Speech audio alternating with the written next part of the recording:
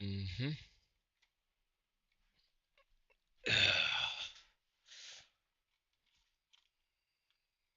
What's up, Ash? Um,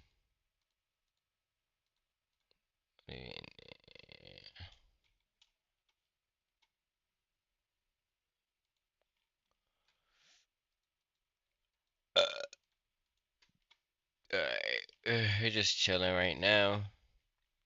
Probably actually what I could do, I could watch YouTube videos.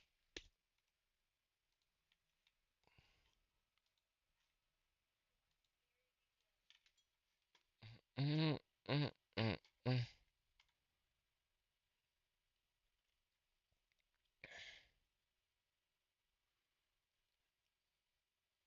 Uh, pedo abuser weirdo, golly.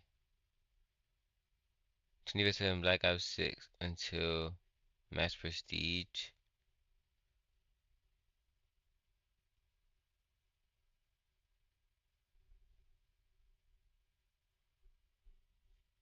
Diddy's victims.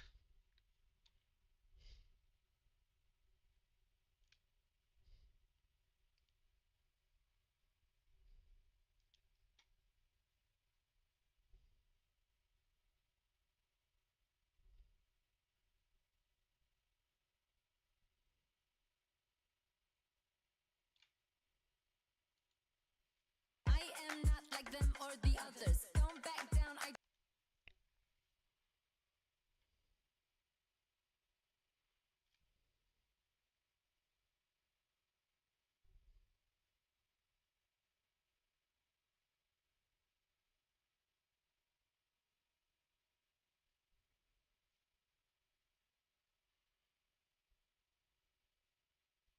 Damn, Lil Durk had a problem. Lock in for this one. Now, for those of you that don't know, Lil Durk was just arrested by the feds for somebody. But more specifically, hiring someone to do it, which is bad. Because now there's no way to say, oh, it was an accident. No, you planned and organized this whole thing. Everyone's getting life. Now, I want you to take a look at this young man back here. As many of you know, this is King Wait, Von. This I whole know this story story. starts with Why did I? Isn't there like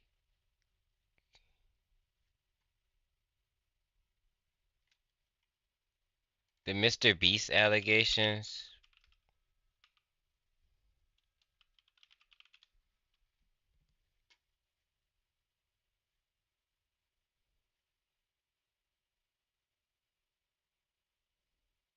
If you look at Mr. Beast's channel stats, they seem normal at first. But if you look deeper, you'll see the sneaky ways he's trying to maintain an image, as if getting exposed hasn't affected his channel.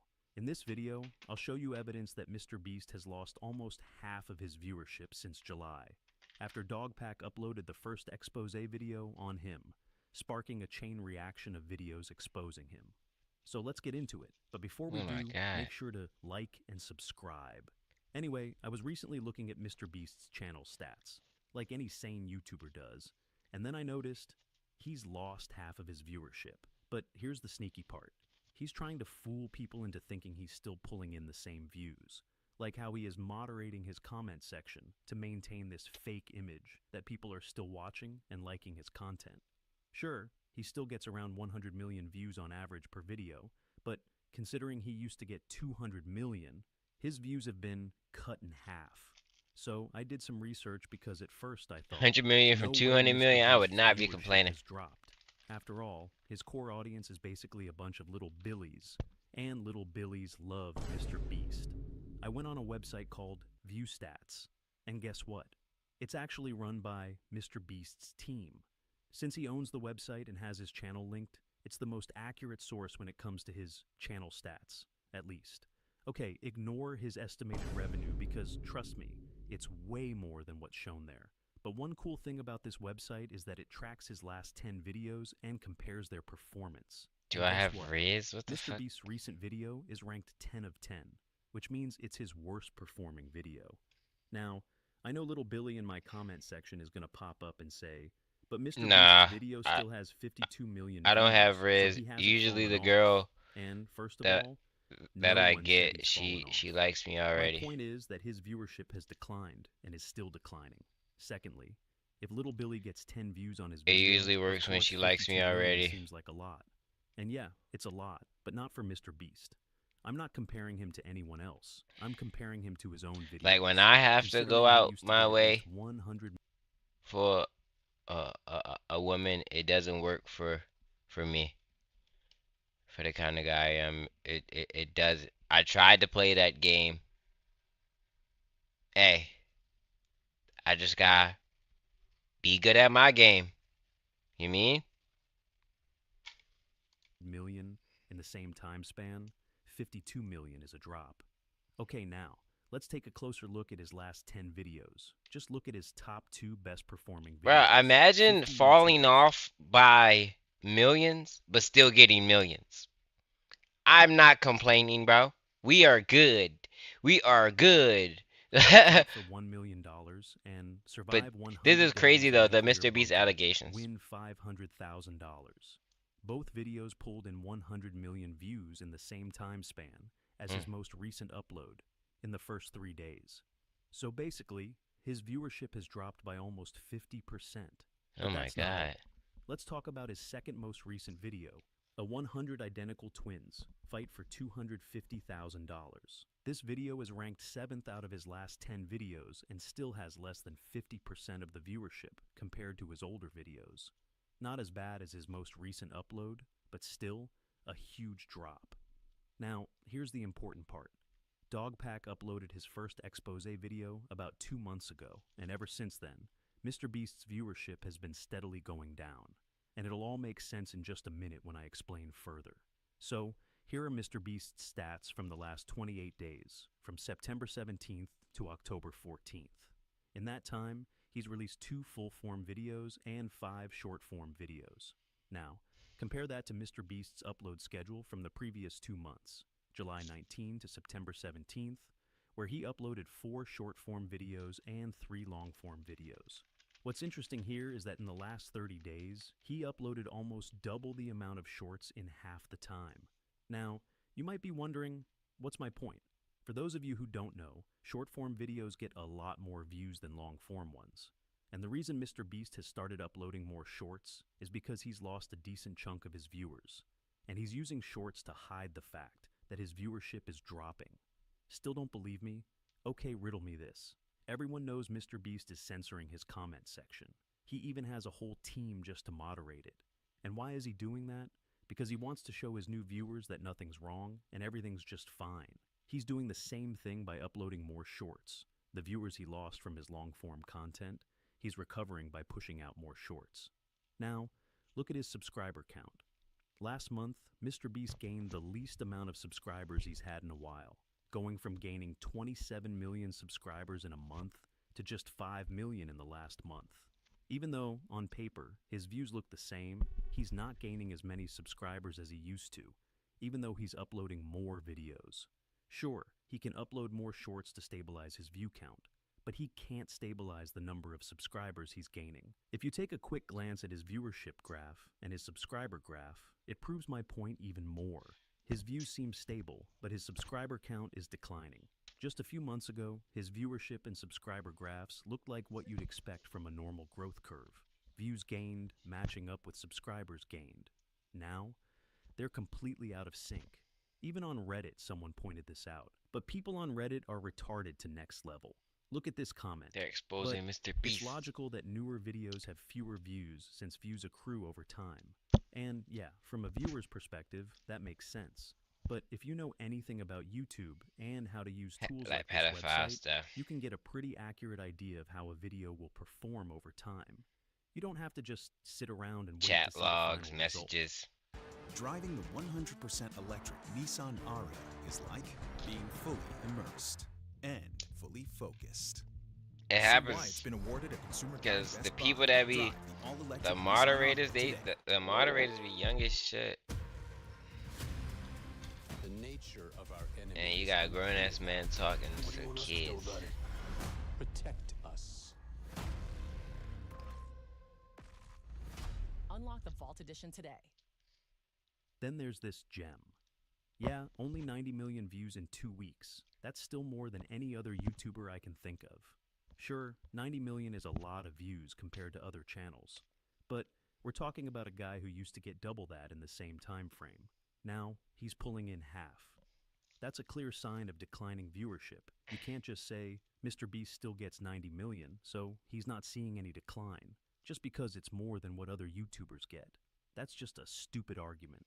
Think of it as a percentage. That's still a fucking huge decline. And yeah, that's exactly my point. But for those of you Mr. Beast glazers still thinking his viewership hasn't declined,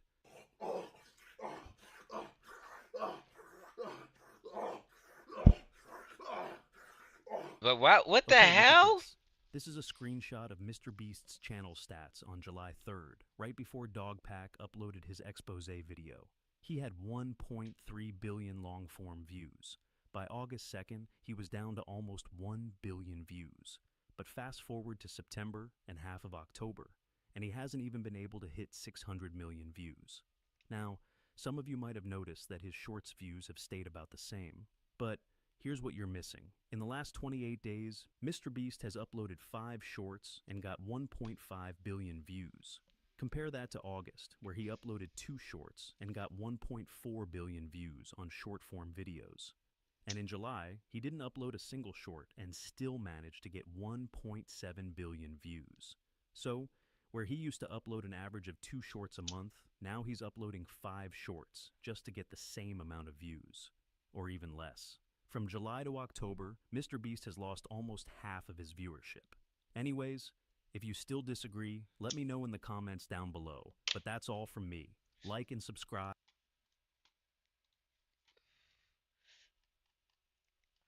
What are the allegations?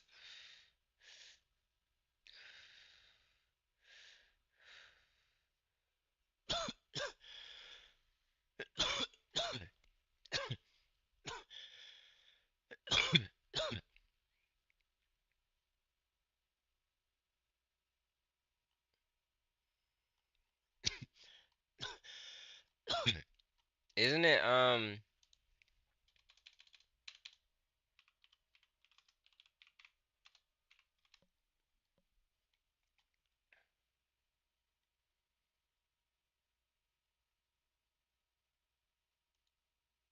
Please leave the ads on my videos and earn rewards. It's a win-win. Pi.org is a free ad blocker that not only blocks your ads, but also It's starting to feel like every other day someone famous is getting exposed. We were just talking about Little Dirk getting arrested and the CEO of Abercrombie getting indicted for I trafficking. gotta watch the Abercrombie Now, video another famous because I name is like under the that microscope. that This clothing time, brand. it's the biggest name in YouTube history, Mr. Beast, who is being accused of some serious allegations that could not only ruin his career forever, but even land him in prison. Allegations that make Mr. Beast's child-friendly channel come under serious questions. Hey guys, I hope all is well. Welcome back to The Truth Is, where I drop new videos every other day exposing the truth. In today's episode, we will be talking about Mr. Beast being reported to the feds due to his leaked Telegram chats. But before we begin, I just wanted to let my patrons know that I just released a new Patreon exclusive about one of the top Hollywood directors, Woody Allen.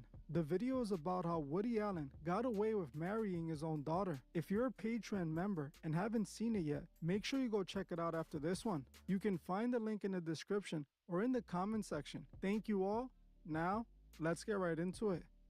Over the last couple of years, Mr. Beast has established himself as a generous YouTuber who makes family-friendly content. If you ever watched a Mr. Beast video before, then you should know that his content is mainly targeted towards children. Most of his videos are silly game shows or challenges that only an audience of 12 and under would really be interested in. This obviously led to Mr. Beast over the years developing a fan base mostly focused on children, something that he has managed to completely capitalize on, creating tons of product that he can sell directly to his child audience. Mr. Beast used all these child fans to get his channel to #1, In fact, a channel could only really be at the level of Mr. Beast's channel if the kids are the ones watching. If you want to be at the top on YouTube, you have to have a kid-friendly reputation like Mr. Beast has successfully created for himself. Or, should I say, had successfully created for himself, as since he was exposed a couple months back, his reputation has come under fire. I'll start After a what new his YouTube former channel employee who goes and by be kid friendly, but Dogpack404 said on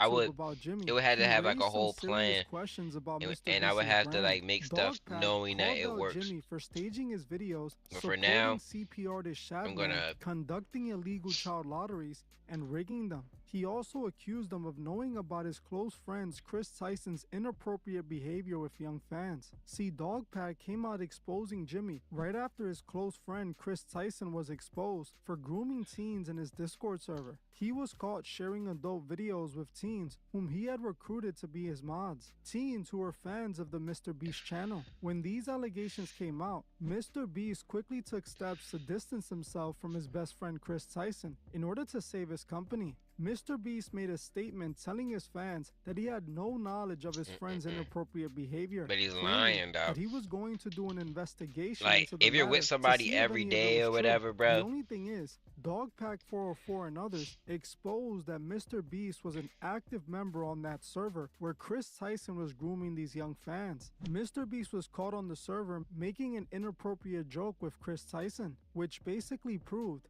Jimmy knew all about this grooming beforehand and did nothing, which is rather disturbing for a man who makes child content. After these allegations, many other allegations began to emerge from left and right. He was accused of covering up an SA situation that happened in his workplace, also being accused of knowingly hiring a man who had SA and minor in the past. He was also accused of putting his show's contestants in an unsafe working condition in order to get clicks and views. Eventually, he was even sued for his Amazon Mr. Beast game show that he was working on. Things just weren't getting any better for Mr. Wait, this is crazy chat. Wait, I'm gonna be back. Pause real quick.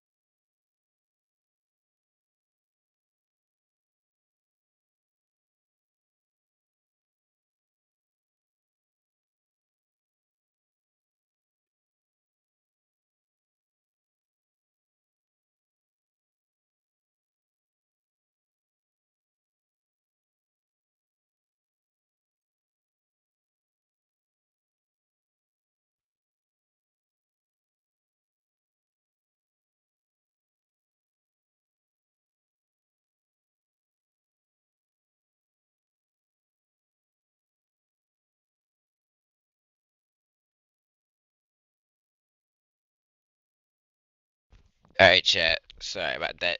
They probably left.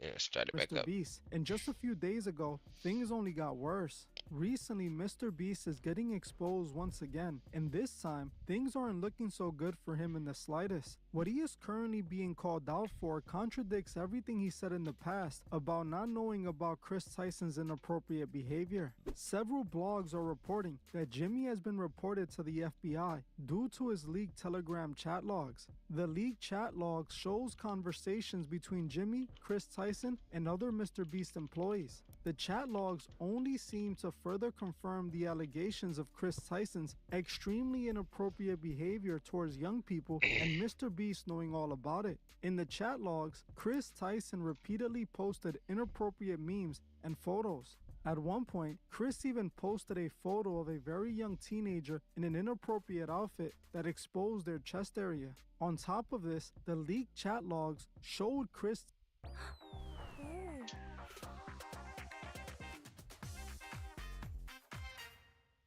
You gotta charge this headset. For 3 years in a row, Got it. Chevy has earned more J.D. Power initial quality awards than any other brand. With a high-tech SUV, the all-electric Equinox EV, and a truck for work or play. Chevrolet. Together, let's drive. Tyson joking about being a PDF file. While this was pretty much known about Chris Tyson already, it wasn't all that was discovered in the chat logs. What was also found in the chat logs was Mr. Beast's involvement in all of this. On the Telegram chat logs, according to several Mr. Beast employees, Jimmy changed his username to John Smith at some point after making the Telegram. John Smith, who's actually Jimmy, allegedly interacted multiple times with the Telegram group while Chris Tyson was behaving inappropriately, posting about his disturbing fantasies. On the chat log, Jimmy and Chris were also caught telling their mods to scrub the Telegram clean in order to erase any proof of their inappropriate behavior. It appears that Mr. Beast had the opportunity long ago to stop Chris Tyson's behavior but didn't. The fact that he didn't and instead covered it all up proves what kind of man he truly is. This was all brought to the forefront by a YouTuber named Roseanne, who posted a video of the alleged chat logs on Twitter. She posted this statement with the video, working to sort through the Mr. Beast company chat logs. Here is part 1 with a few redactions. These are from a Telegram channel that Mr. Beast, John Smith, and these chats used to communicate with Chris Tyson and other employees. Trigger warning, as they discuss many inappropriate topics, especially for a company that targets children. This YouTuber also claims that she went ahead and made a report with the feds so they can look into these chat logs and see if an investigation into Jimmy and Chris is necessary. Honestly, from what is in these chats, I do think an investigation is needed, but considering how much money Jimmy has and who he's working for, I wouldn't be surprised if this turns into nothing. Honestly, with all the things that have come out about Mr. Beast this year, I'm surprised he's still getting hundreds of millions of views on his videos. What makes this so bad is that most of those watching his videos are kids. Kids that we now know people working for Mr. Beast are possibly taking advantage of. Mr. Beast shouldn't have any of these kinds of allegations when he's running a channel dedicated to making child content. His whole brand and marketing are aimed towards children. His Feastable chocolate bars are clearly marketed towards children who watch his channel. A chocolate bar that he's trying to sell as a healthy snack to children, when in reality there's nothing healthy about them. And it's the same with his new product Lunchly he launched with Logan Paul and KSI. Just like with his chocolate bars, his new Lunchable ripoffs is obviously targeted towards children, as Lunchable, the product that is trying to imitate, is marketed towards children. Logan Paul routinely takes advantage of child fans just like Mr. Beast, so it's not surprising they teamed up, and this product is being labeled a disaster. While Jimmy, Logan, and KSI try to market their fake Lunchables as healthy, people have been online reporting issues with their additive full meal. Many people online have been claiming that they received their Lunchly with molded cheese. Things only got worse for the group after a certified doctor confirmed that these Lunchly meals aren't at all healthy. So not only is Mr. Beast allegedly protecting PDF files and running illegal child lotteries, but he's also selling poison as food to kids. Lunchly is just a bunch of heavily processed garbage that I wouldn't recommend to be fed to any child. Is Mr. Beast really the good guy he claims to be, or is it all an act to make money? While Mr. Beast might give a few people some money, which is all for his content, he proves time and time again that he doesn't really care about his child fans. If he runs illegal child lotteries and sells kids diabetes and cancer as food,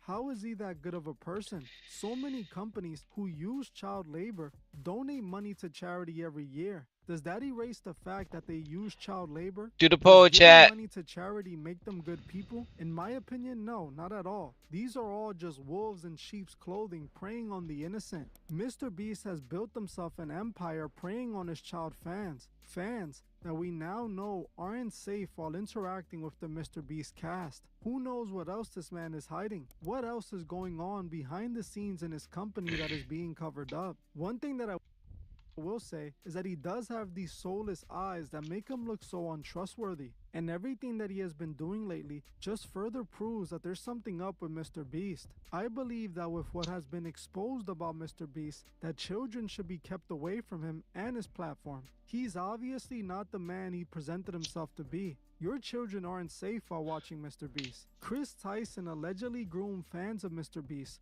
Tyson from Mr. Beast used me and manipulated me and did very inappropriate things with me while I was about 15 years old. I was actually friends with Lava GS at the time, who is the main victim of Chris that everyone has been talking about these last few days, who claims he isn't a victim, but we all know he is, and we all know he probably got paid off. Not only that, but he's also under an NDA from when he worked for Mr. Beast Gaming for 2 years, and he tried to get me to join Mr. Beast Gaming himself, Lava. He's the one who actually sent me the contract and tried to get me to sign the NDA, at which point I ended our friendship because I knew they were just trying to silence me. Me and him were both initially involved in running Chris's Discord server, helping him set up his Twitch streams, and moderating them, technical back-end things that he needed help with. This Discord server that we were a part of had about 10 people in it, most of whom were minors. I'm not sure how they got in there, other than me and Lava. He won a giveaway, and Chris invited him after that, and Chris invited me after I saw one of his tweets asking for help setting up a Gary's Mod server for the 10 million subscriber Mr. Beast video.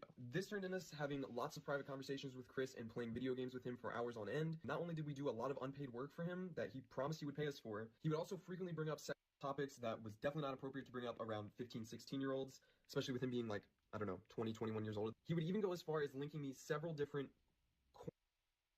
videos throughout the time of me talking with him. Not only that, but he had an NSFW bot in his Discord server before he made it public, so when it was just a private server, his little circle of minors, and he would use this NSFW bot to spam different images alongside all these 15-year-olds. He would also frequently call me dad and daddy, as well as the others, which I guess we all kind of just took as a joke at the time. You have to think this is someone who we looked up to at the time, we idolized, we thought he was the coolest person in the world, so they couldn't really do any wrong in our eyes. But looking back, I was definitely uncomfortable at being called daddy by a 20-year-old, and even just thinking about it now, it's just uncomfortable. This server later went public and became his official Discord server, but before it did, he had me and Lava spend multiple days scrubbing the Discord server clean of all of the N-words he had sent in it, as well as his friends, as well as deleting the NSFW channels and making sure no one could see that he was spamming. This story is so much bigger and runs so much deeper than any of you really— Who knows if there's others like him at his company doing the same? The fact that Jimmy knowingly hired a convicted S-offender tells you that he's not concerned about his child audience safety. Outside of Chris Tyson, did you really send me or hear about any misconduct of the company? I've heard rumors.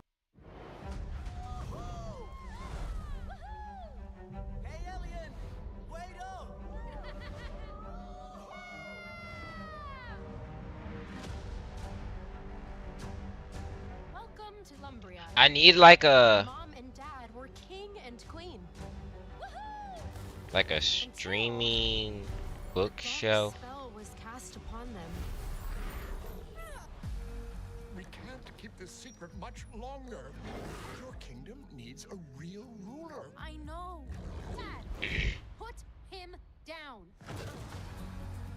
Mom, I just really miss you both. What the hell? I can't confirm or deny anything. I don't have any tangible evidence, but I've heard stuff that if it could be investigated, that'd be great. But it's like water cooler talk. But I've heard things, yes, of course. I heard, people have been let go for assaulting some very young people. The idea that Jimmy didn't know, or that Jimmy was covering stuff up. He didn't want stuff to come out. He's very careful about his image. The tangible proof that he knew but covered it up. How do you prove that, Well, there was a known offender, registered offender, convicted sex offender, on the registry and everything, who worked there. From what I hear, I can't confirm or deny, from what I hear, he's on the registry for doing some not great stuff to some underage people. And they knew that. He's working at a channel that has underage people on and around and is targeted to underage people. And they covered up the fact that not only did he work there, but he was like the manager when it all started. And that he knew, and because he'll be in videos, he'll be in thumbnails, he'll be around. And whenever he is, he's wearing a mask. Why'd you wear a mask? Why would you conceal your face? What are you concealing? That you are a registered sex offender?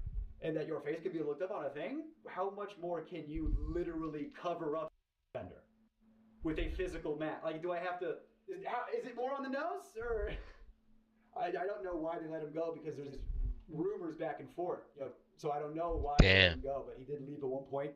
Even if that guy didn't do anything, they still knew about it, and he was still around. And what if he's one of the people in the Discord servers? What if he's not? I don't know. But when I was there, they called him Delaware. Why do you call him Delaware? I didn't know. Apparently, they called him Delaware because he's not allowed to go back to Delaware. Like I already said, I don't think anything is going to happen to Mr. Beast. There are so many powerful people heavily invested into Mr. Beast that I believe won't allow him to go down for anything. But who knows? Maybe the world will surprise me once again, as we have been seeing so many people get exposed this year. Well, I'm gonna end this one here. I want to thank You know, I I don't think I think people let the subscribers and stuff like what the fuck like Mr. Beast is a regular person. Like yeah, there's other entities and contracts he signed and shit, but if anything happened to him, he can get touched just like anybody else. Like anything can happen to him. Like truly. And like this is bad. Like he's you all for watching, and I'll see you guys in the next one.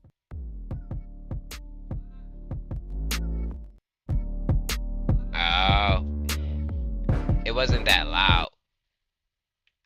Um but yeah, what the fuck? I don't even remember what the fuck I was saying. But he uh fucking smoked too much, man.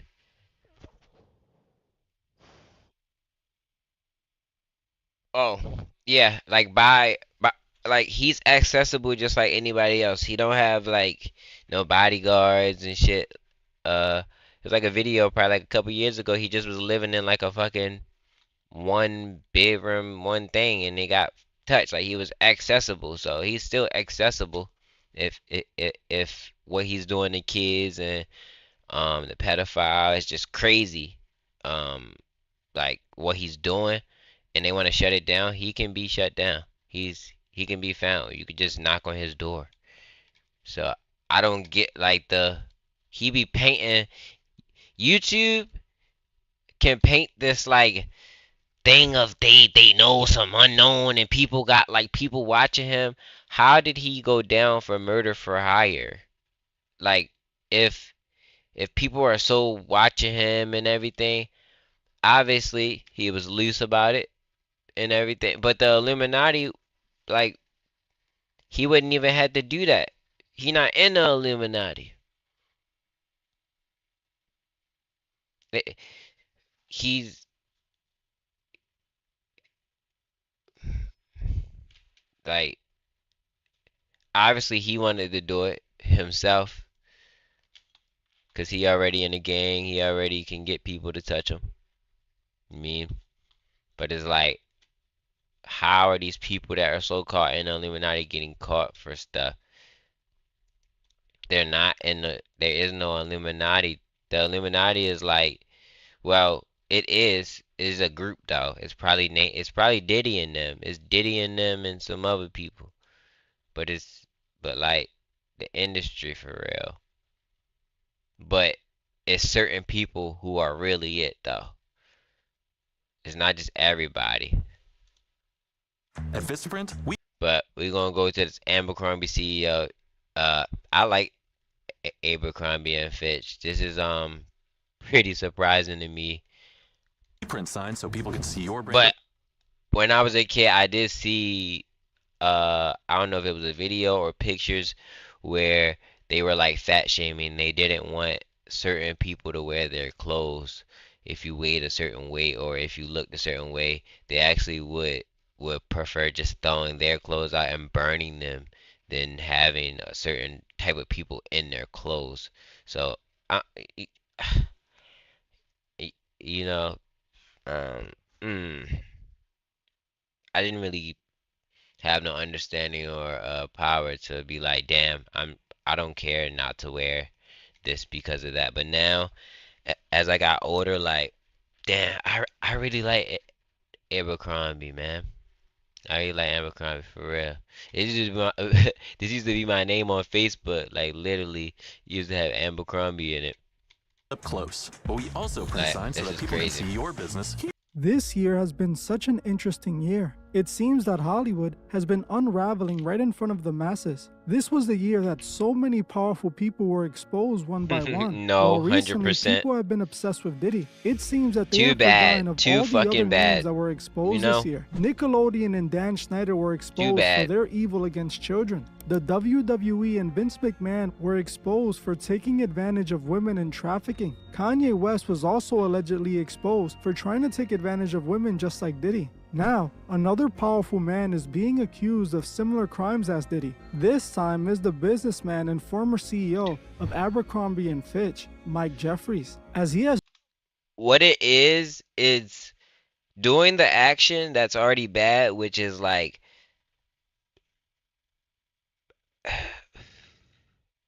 you're initially having sex with somebody who probably isn't even into that, and then you got him to have sex. All right, cool. Now you filmed it without me knowing because it was all in a moment.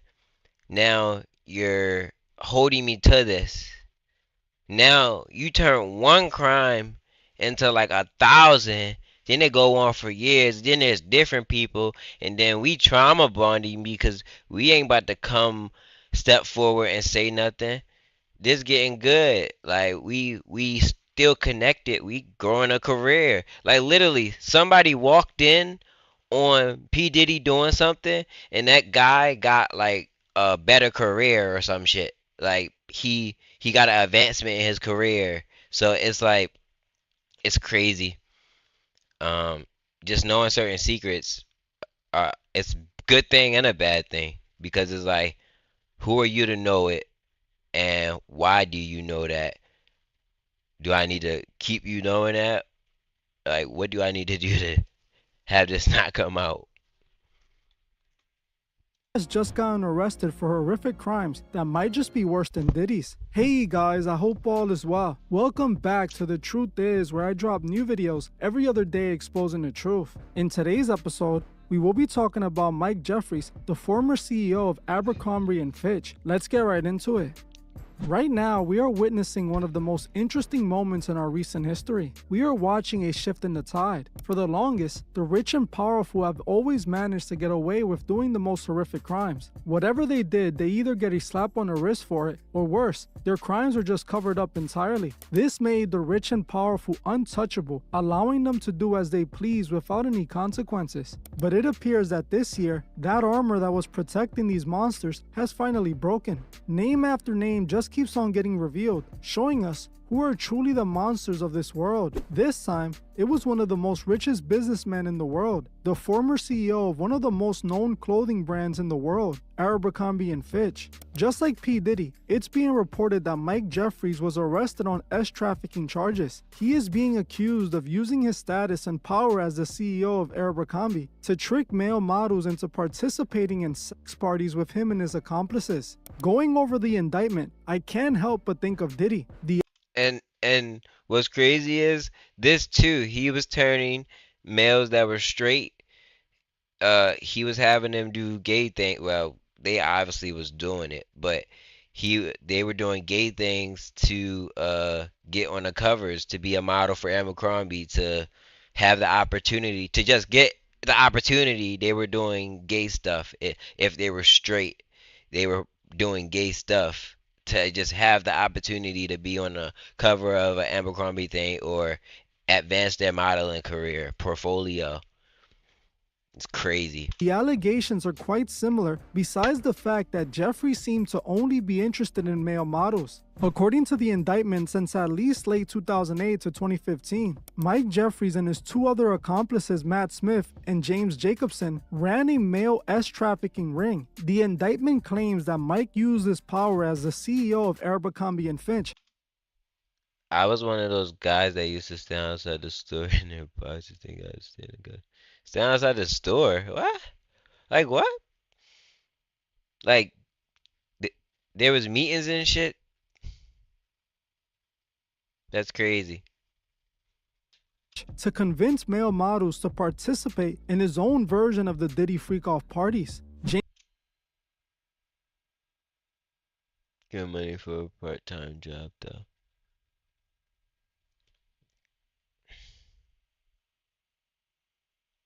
Are you saying you had to like what did I'm confused. What were you doing? James Jacobson was the middleman and the recruiter for Jeffries as he would scout the models for him. Jacobson would then promise these male models that if they participated in these freak-offs with Jeffrey, they would be given a modeling opportunity with Abercrombie and Fitch. When the models would agree, they would be forced to participate in S-acts with Jacobson. These men were then transported Then outside the store and their stuff. Oh.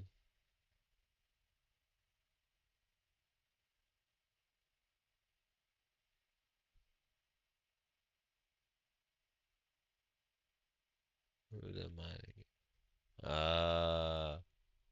around. Sorry, Grandma, I can't find out how to properly do CPR on you because YouTube is making me sit through a 2-minute ad for Pizza Hut. You can install Pi.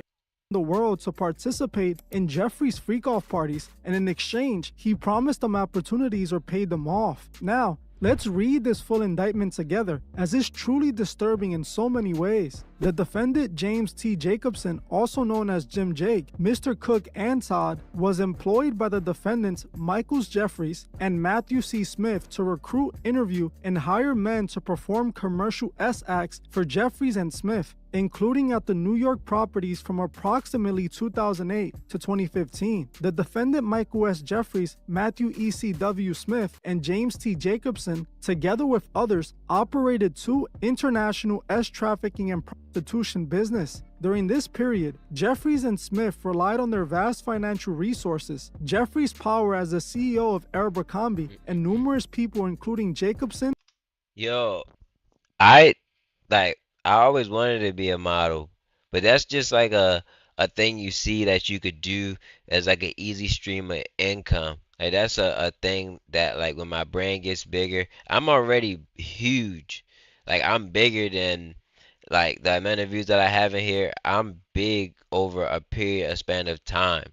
I'm I'm already like I have a huge thing, but when I get to a bigger place, like if I wanted to be a model or actor or anything, that's something that I always like see myself doing for sure. It's just if you're trying to do it from the ground up, you gotta have a you gotta be somebody. You gotta be somebody already for certain things. Like if you're already an entertainer and then you become a rapper or become a model or start selling clothes, then because you already have the audience, you already have the thing, so you can become whatever you want. I can become a painter, and if I can make some content about it, build an audience from it, now people will buy these little doodles for however much they see value in. And a network of employees, contractors, and security professionals to run a business that was dedicated to fulfilling the sexual desires. Women, yeah, women are always going to be able to make money for sure. They have to recreate. Even the ones that don't, they still, you know, provide. They because it's suppressed, they still make up for that in many ways. So, you know, women have to have that ability. You gotta find yourself as a value as a man. So it's like you gotta find your value in what you provide in the world. Like you might gotta call somebody to do something in your house that only one person know how to do, and that one man only exists like 30 miles away. It's like damn, like what the fuck? But if that one man didn't want to do that one thing, he wouldn't have made money from your call. So it's like we as men are problem solvers. If we solve the problems in our life, we have less anxieties. If we solve the problems in our life, which is our family problems, our mom problems, all that kind of stuff, that is is good. Like that's our bread and butter. As long as we're solving our problems, we're good.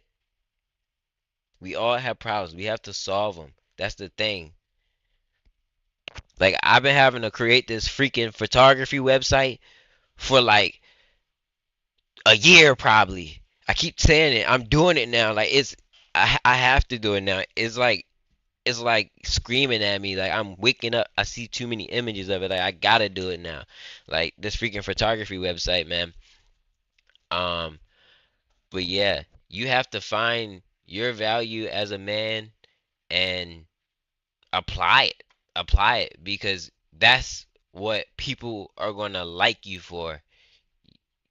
That's what people are gonna like you for. And it's not that you want people to like you for it, it's that you could show up however you want because you're doing your service.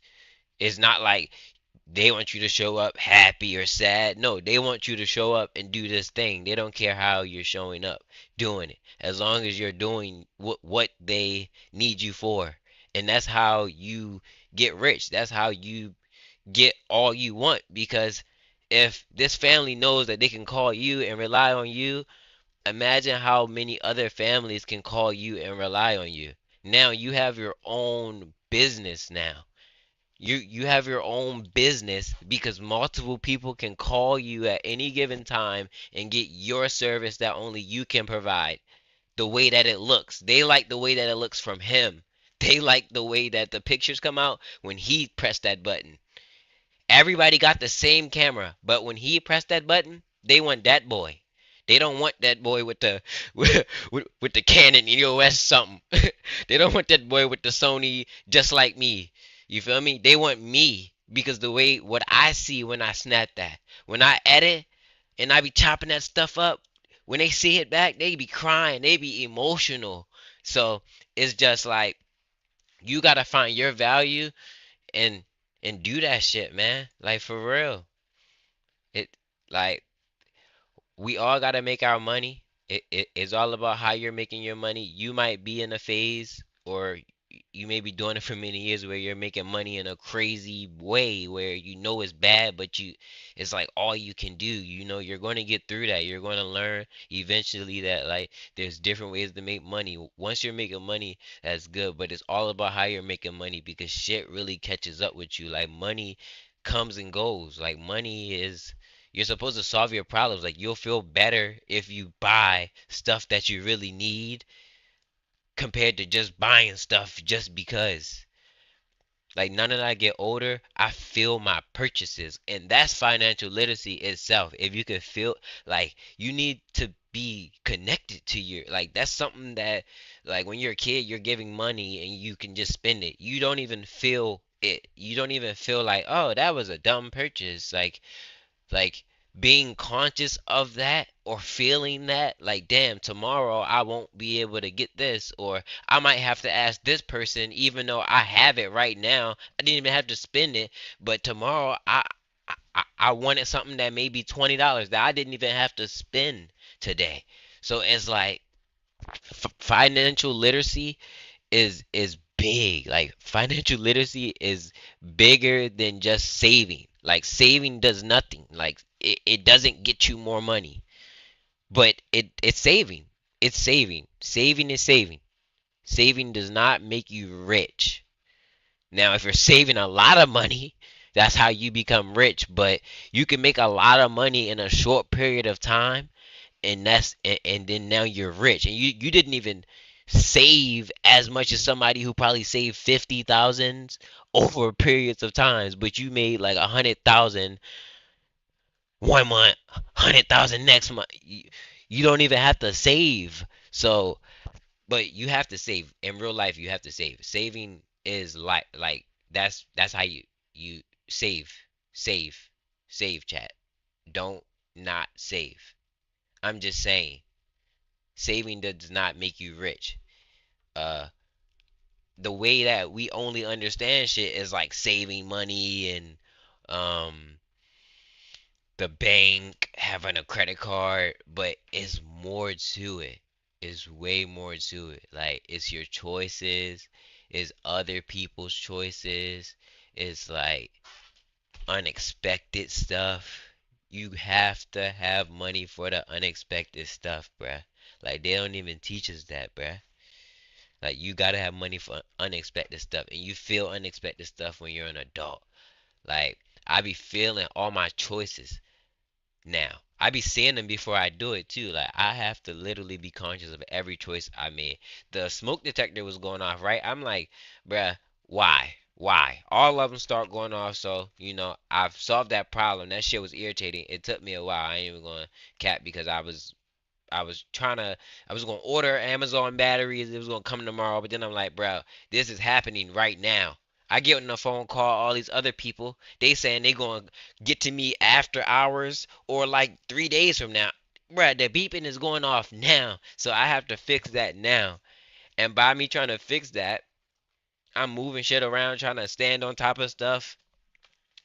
I fucking move the weights off of the chair, like, and moving them somewhere else. And my girlfriend stubbed her toe. And I'm just moving so fast because of the fucking beeping on the shit. You know, I'm just trying to get it soft, but I literally made the choice of setting the weights where I set them, and she ran into them because the weights are not even usually there. And it's like, fuck, like, that's just like choices. Like, it's just choices. Even though I'm fucking high as shit, I'm explaining some shit that's simple, but choices, bro. Like, choices, literally. But yeah. And ensuring that their international trafficking and prostitution business was kept secret, therefore maintaining Jeffrey's powerful reputation. As part of this international trafficking, the defendants Michael Jeffrey and Matthew C. Smith paid for dozens of men, including among other John Does number 1 through 15, individuals whose identities are known to the grand jury, to travel within the United States and internationally to meet Jeffries and Smith in various locations, including at the New York properties, as well in hotels in such places as England, France, Italy, and Morocco, for the purpose of engaging in commercial acts with Jeffrey Smith and others at the sex events. Some of the men traveled to and were paid to attend multiple sex events. The defendants Michael S. Jeffries and Matthew C. Smith recruited, hired, and paid an exclusive set of household staff to facilitate and supervise the sex events. Amongst other things, the staff transported men to and from the sex events, arranged physical spaces for the sex events, and supervised the men who attended, including, amongst other things, facilitating the conduct described below in paragraphs 9 to 11. At the direction of the defendants Michael Jeffries and Matthew C. Smith, the staff were presented at, observed, and acted as security for, including by control. This must be when people expose Hollywood and they be like the sex rinks and stuff. This is what it is. Like, stuff like this. Cause when I was growing up, this stuff was YouTube, all this stuff been here. Like, these kind of videos been on YouTube since I was a kid. And in 2008 and like in the past, they didn't go into all that detail like this. They talked about it and they exposed it enough where it's just like, oh, it's just a conspiracy. But now I'm just seeing the same stuff I saw as a kid when I clicked too much Tupac videos and I'm like searching for Tupac to see if he's still alive. Like literally, like it's like crazy because I used to see this stuff when I was a kid, like these kind of videos, and now they're like informative because they're real. Controlling entry and exit at the sex events. The staff also provided Jeffrey Smith's and the men who attended with alcohol and muscle relaxants known as poppers, lubricant, Viagra, and condoms, amongst other items. As directed by Jeffries and Smith, the staff also directed men to, among other things, wear costumes, use sex toys, or prepare for particular acts. Either the defendant James T. Jacobson or the staff paid the men for attending the events. At the direction of Smith, Jacobson paid fees to individuals who successfully What kind of video should I watch, chat? Subsequently selected. The defendant Watch James chat. T. Jacobson How y'all traveled feeling? throughout the United States and internationally to How y'all recruit and interview men for the feeling? sex events. During tryouts of potential candidates, Jacobson typically required that the candidates first engage in commercial S acts with him. Following the tryout by Jacobson, the defendant Matthew C. Smith approved candidates prior to their selection for and transportation to an We are so money. Audiences are devouring Venom: The Last Dance. It's a wildly fun ride. Let's go. And now it's the #1 movie in the world. What is wrong with you? Who's a bad boy? Venom: The Last Alright, Dance. chat. PG-13. Now playing. Not everyone's life Touch the poll, runs in chat. straight lines. At Sophia, we get that. Our flexible The poll chat, the poll chat, the poll chat. What's y'all mood, chat? Click the poll. Click the poll, click the poll. What's y'all mood? What's y'all mood?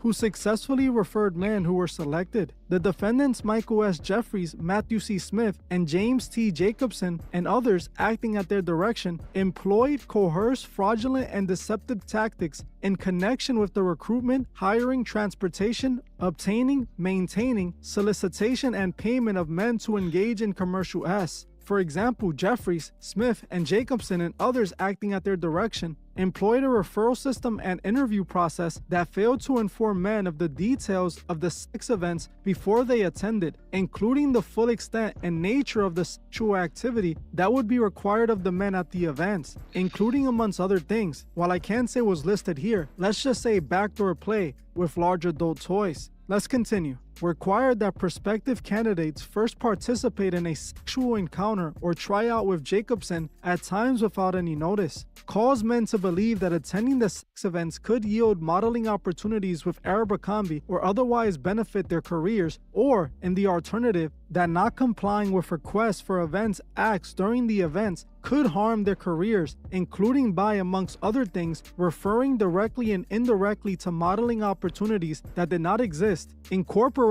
Abercrombie's. So they opened up the idea that, hey, you guys could do all this for opportunities. It's going to happen. Whole time they doing all this like introductory stuff, whatever, and it don't even exist. Products in the events, providing men with itineraries for the events that did not refer to commercial S, instead resemble those sent to models for photo shoots, thereby obscuring the nature of the events from the men selected to attend. Physically groom men prior to the S events, including at times shaving men's privates without advance notice. Required men to relinquish their personal items, including clothing, wallets, and cellular phones, and store them in inaccessible locations during the S events. Required men to sign non-disclosure agreements, prohibited the disclosure of information about the S events, including to their own family and friends, and required the payment of damages in the event of a breach. Internationally recruiting Bruh, that's crazy work, bruh. Like, how do you do something to somebody and make them sign something to where they can't even say nothing about it or they're gonna get in trouble? That's insane, bro.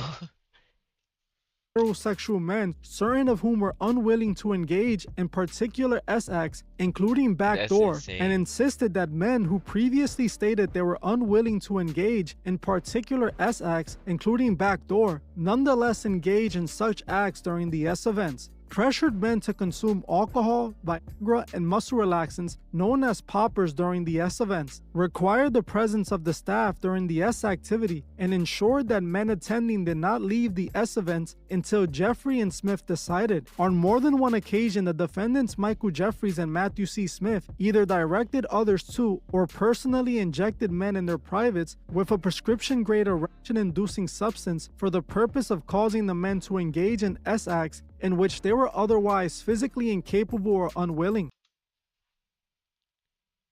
So they... Wait. one or more they Michael S. Jeffries and Matthew C. either directed to or personally injected men in their penises with a prescription grade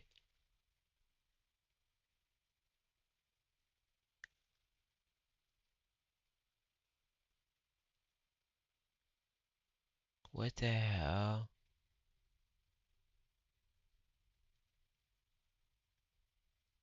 What the fuck?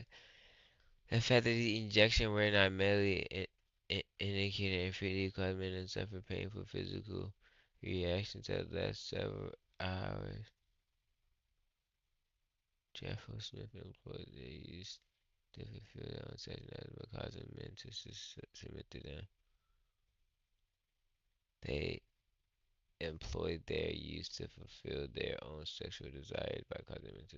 That's fucking crazy.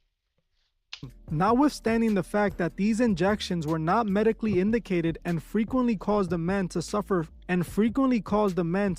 painful physical reactions that lasted for several hours. Jeffries and Smith employed their use to fulfill their own sexual desires by causing men to submit to them.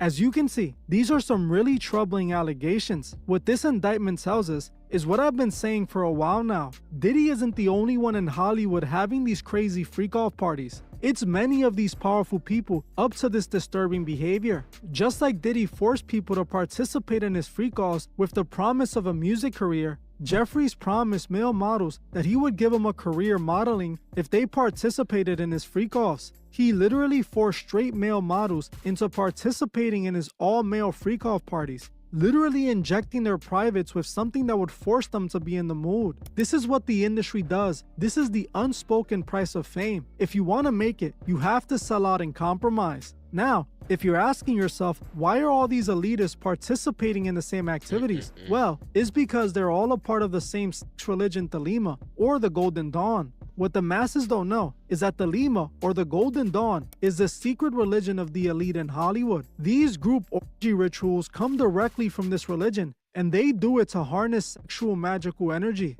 While you might think that this is silly, it's what these people believe in. Think about it. This is very similar to the allegations Vince McMahon is facing. He was accused of having his own WWE freak-offs, just like Jeffries and Diddy. This is not tailored to one individual in Hollywood. These powerful men are all up to the same sick behavior, and it comes from what they worship. The only difference is they haven't been exposed yet. What Mike Jeffries was doing was just as bad, or some would even say worse than what Diddy did. The only thing that concerns me is why all of this seems to be happening now. After years of people like Mike and Diddy running around doing evil, this just so happens to be the year they're getting exposed. It almost feels like this is all being orchestrated and fed to the masses. Mike was guilty for years just like Diddy, but now all of a sudden they want to arrest him. It's not adding up to me. One thing that's interesting is that unlike Diddy, Mike Jeffries got a bond. He's not in jail rotting away like Diddy. He's being allowed to be out in the free world. Who knows if he's doing the same activities right now? And who knows if he would really end up in prison serving time for his evils? I'm gonna keep my eyes on this case, and I'm gonna keep you guys up to date. When any new information comes out, I'll make sure to let you guys know. Dang, that shit is sick, bruh. He's forcing them, like, but I don't understand how the fuck people be sick, bro. People really be sick, dog.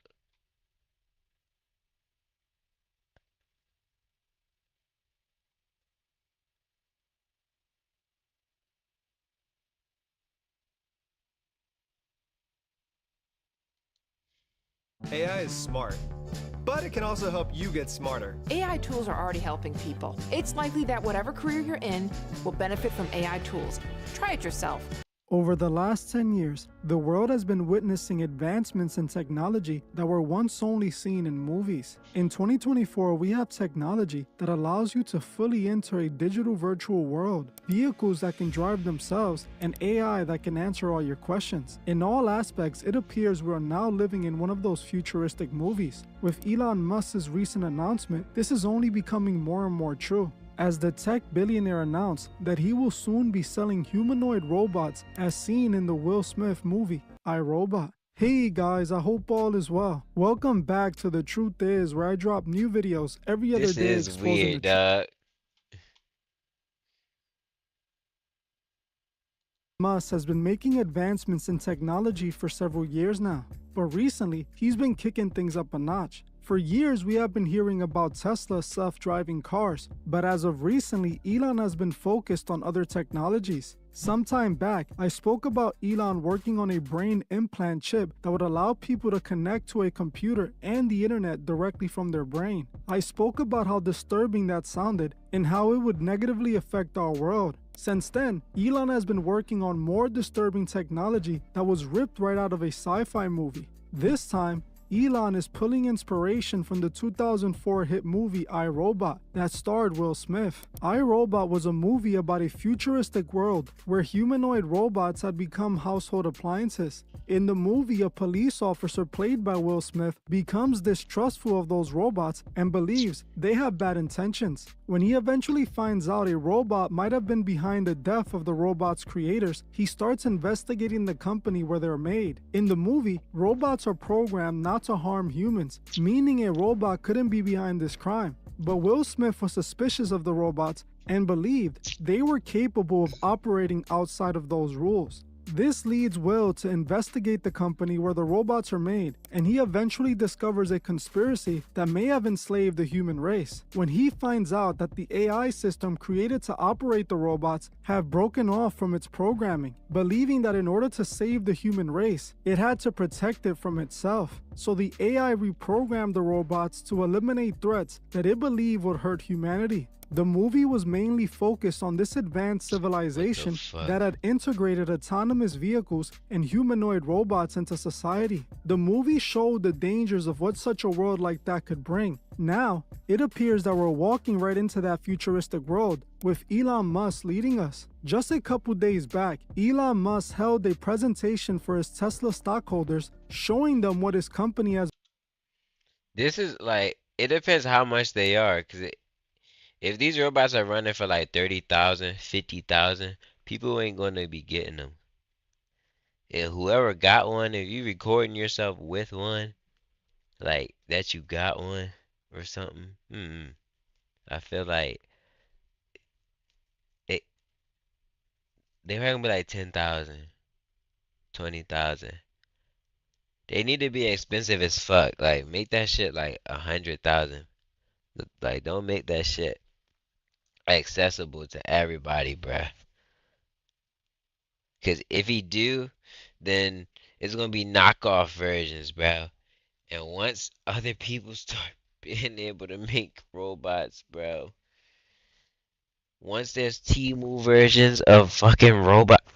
Has been up to. What he presented shocked the world. Just like the I, Robot movie, Elon called his presentation We, Robot, and also like in the movie, showed some highly advanced technology. He presented vehicles that look like they came right out of the I, Robot movie, presenting his new autonomous vehicles that are awfully similar to what was shown in I, Robot. While this already got a lot of attention, what really stole the show was the humanoid robots that he promised could do your house chores and even babysit your kids.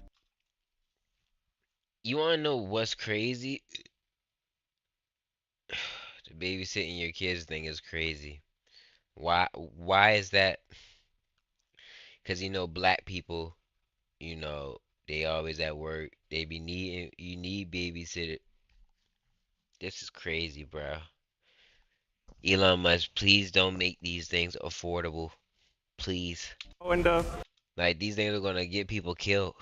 also, what happens if you need a vehicle that is bigger than a Model Y? The Robovan.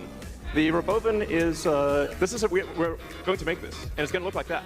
Now, can you imagine going down the streets and you see this coming towards you? That'd be sick.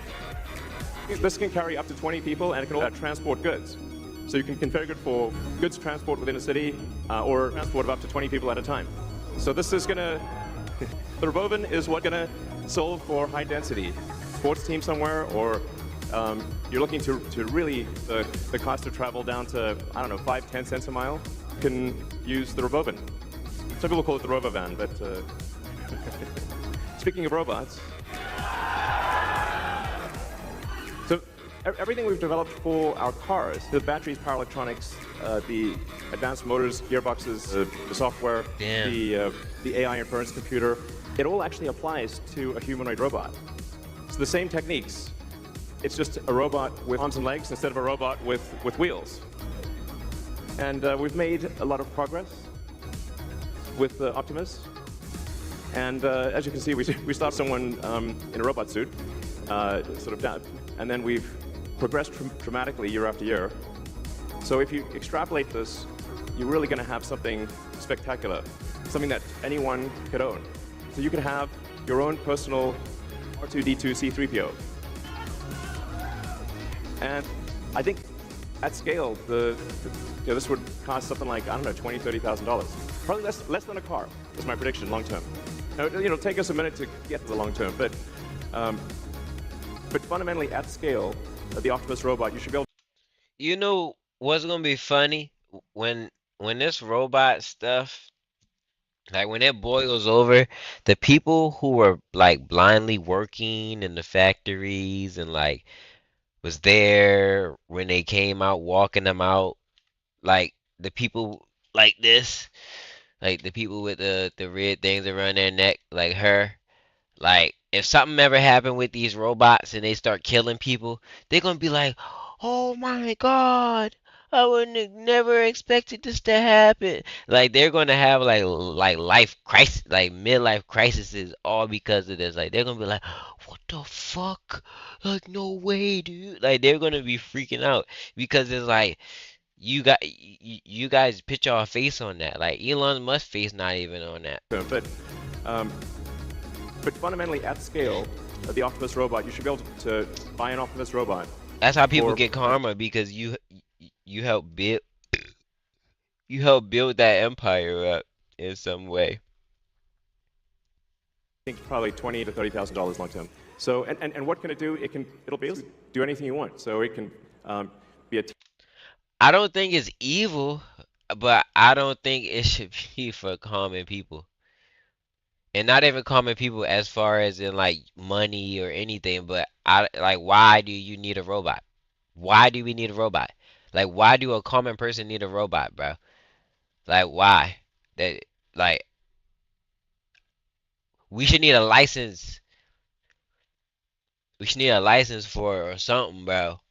Cause like that's just outrageous, bro.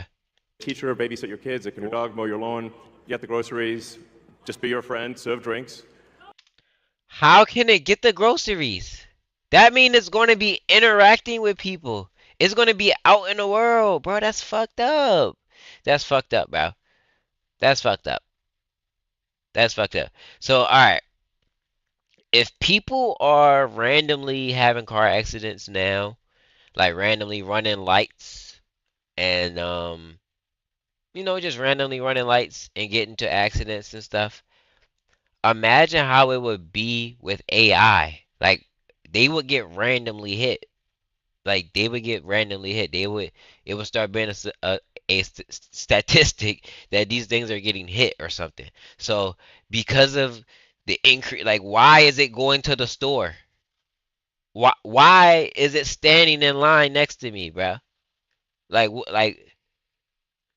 get the fuck on, bro. Get the fuck on, bro. Like, and then you touch it, it's like, stop touching me, stop touching me, and then it's like, all right, no more, and then it just it just starts beating the fuck out of you. Like, what the fuck? Like, nah, dog, nah, I don't believe it. Like, how is it gonna go to the grocery store for you? Like, people gonna be touching kids, it. Your dog, mow your lawn, get the groceries. All right, now what if like somebody be like, all right, he sends his robot to the grocery store on Wednesdays. Let's rob it. Let's hijack this AI robot. What if they hijack the robot? Does it have any defense mechanism? Does it explode? Does it punch? Does it scream? Does it lock up and get heavier? Like, cause even if we just attach a magnetic pole to it and drag it, and it's like indestructible. It can get scraped up. Shit, we drag that motherfucker from wherever we got it from. We don't care if it gets scraped up. So that's gonna be the mindset of somebody who tries to steal one of these things. Like we're gonna try to get it no matter how. Like you would just try to get it. So what does it do? What does it do when a random person touches it? When that's not supposed to, or pulling on it excessively, like a little kid. Oh my god, a robot, and the little kid is jumping on it and touching it, or like, what does it do? Does it like shake its body hella fast, and the little kid fucking flies off, die, like break, like what the fuck does it do? There needs to be like like, does it allow things to happen to it? Like, does it start building rapport? Like, all right, now, when this person reaches that way, do I like what? That needs to be a question. Just be your friend, serve drinks, whatever you can think of, it will do. And yeah, it's gonna be awesome. I think this will be. It shouldn't be able to leave your house. It shouldn't be able to leave your house. If you do have it, it shouldn't be able to leave your house. Like you should have to scan the outline of your house, and it can't leave it. Like it can damn near come to the yard of your shit, but it can't leave it. Like that's fucked up. That that this is gonna be in traffic, or like get the fuck out of here, bro. The biggest product ever. I think I would be anti-robot. What movie was that? It was a movie or a video game where people didn't like the robots and shit, and they was kill like it was like people who, oh yeah, that was that one game. That was that one game. Oh my god, it's a game.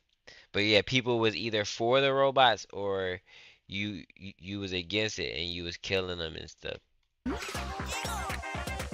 But yeah, I think I would be against Of any it. kind.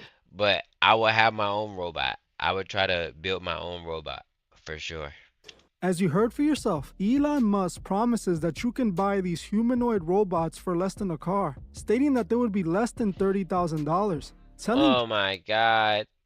He just answered my question. He said they're gonna be less than $30,000. Oh my god. This bad. This bad.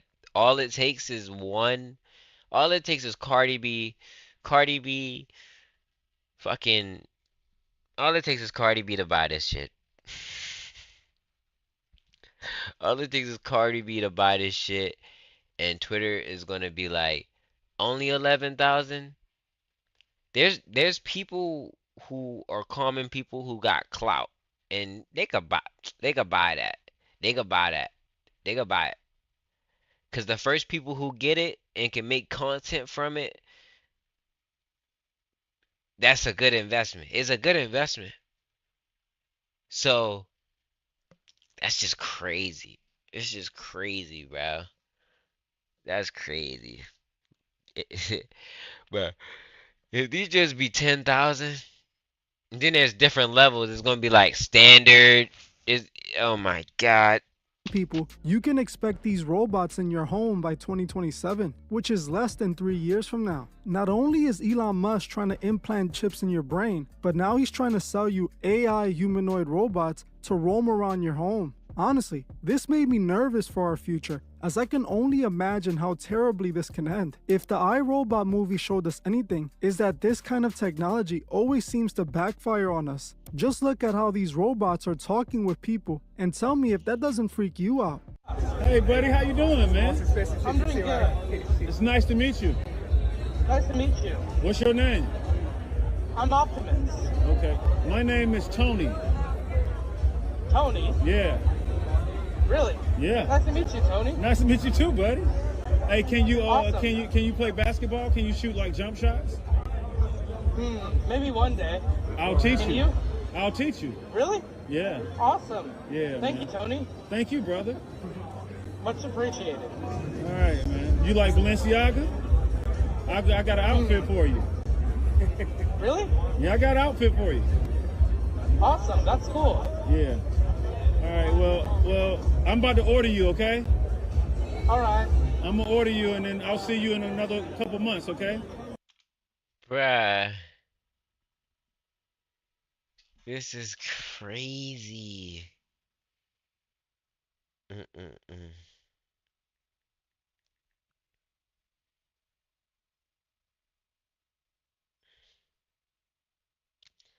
Never be afraid of change though, chat. Like nothing could happen wrong.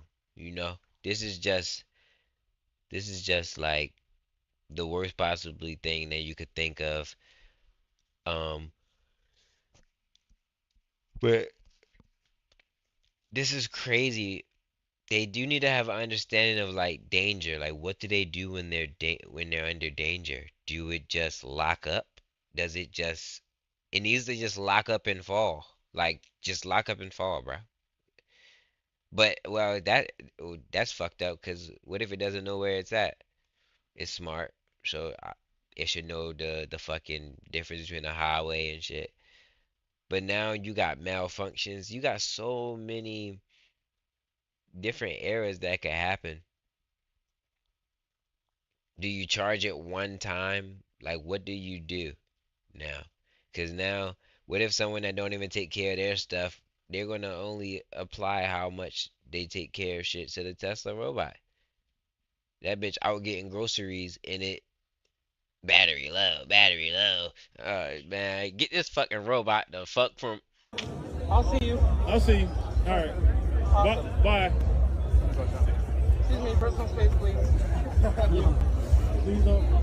As you saw for yourself, these humanoid robots are having full-on conversations with people, almost as if they had a mind of their own. It's because these humanoid robots are fully autonomous. They operate off AI. For a very long time now, many people have warned us about the dangers of AI, how there's always the possibility of it backfiring on us and even causing our eventual end. One person who was once an advocate against AI was Elon Musk, the very man putting AI humanoid robots in everyone's homes. Elon warned about how dangerous AI could become. He compared AI to summoning a demon. Motors CEO Elon Musk, it has nothing to do with cars. Instead, Musk warns about artificial intelligence he has called more dangerous. He was an advocate. What? So he was warning everybody, and then became the person who. The nuclear weapons. Musk spoke at a symposium at MIT. I mean, with artificial intelligence, we are summoning the demon. You know those stories where there's the guy with the pentagram and the holy water, and he's, yeah, you sure you can control the demon? Didn't work out. I take it there will be no HAL 9000 going to Mars. HAL 9000 would be it's way more complex than, I mean, it would put 9000 to shame. As you heard for yourself, here we have Elon Musk telling us just how dangerous AI could be and that we should avoid it, all while being one of the main people to invest in companies that are furthering AI. Like the founder of the company XAI, which you guessed it, works on developing AI technology. Why warn us about how dangerous this technology is and then develop and sell that same technology? It simply doesn't make sense. Why spend millions of dollars on something you think might destroy humanity? Well, unless you're hoping something like that happens. Look at this. Perfect. My name is Brandon Moore. I'm an engineer here at Pi, and I've been here since the beginning. Once you install our... One thing we learned from... You wanna know why AI, like, it would, why the robots could be the end? Because it knows too much. Like, it's gonna know too much. It's never gonna feel like it doesn't not like know something for real. If you really try to challenge the firmware, it's like, what the fuck are you talking about? But AI can only respond to us how much we respond to it, like how intellectual you are. Like if you don't ask it a question a certain way, it's not gonna give you a certain answer. From the Bible is that the spirit of the Antichrist lives in some powerful people. We all know that the Antichrist is set to deceive the world. The Antichrist will present itself as a good, trustworthy person, only to bring your guard down and gain your trust, so they can then use that trust to destroy you. Elon is pretending to warn people about the dangers of AI to do just that. He wants to present himself as the good guy who is trying to warn the people about the potential risks, doing this to earn the masses' trust, all while secretly investing in the technology, deceiving all those who trusted him. I will say, it's definitely making more and more sense why he dressed up as the devil's champion for Halloween a few years back. This man isn't at all who he seems to be. What the hell? He looks weird as fuck in that uniform. But this is crazy, dog. It honestly frightens me how he has so many people manipulated. Yeah, he did paint a positive picture into the minds of people for sure. Um, that's that's crazy. Like I don't even have anything negative to say about Elon Musk. So the fact that this video is shedding light on the idea. Everyone at that event was cheering every word this man promised, even when he promised to put AI humanoid robots in their homes. He presented it as this fun new helpful advancement that could make life easier. That's how it's always presented, the new solution to make everything better. Never do they attach the bad that comes next with their presentation. We all know the dangers of AI. Now imagine giving— Yeah, we need to know like is it livable?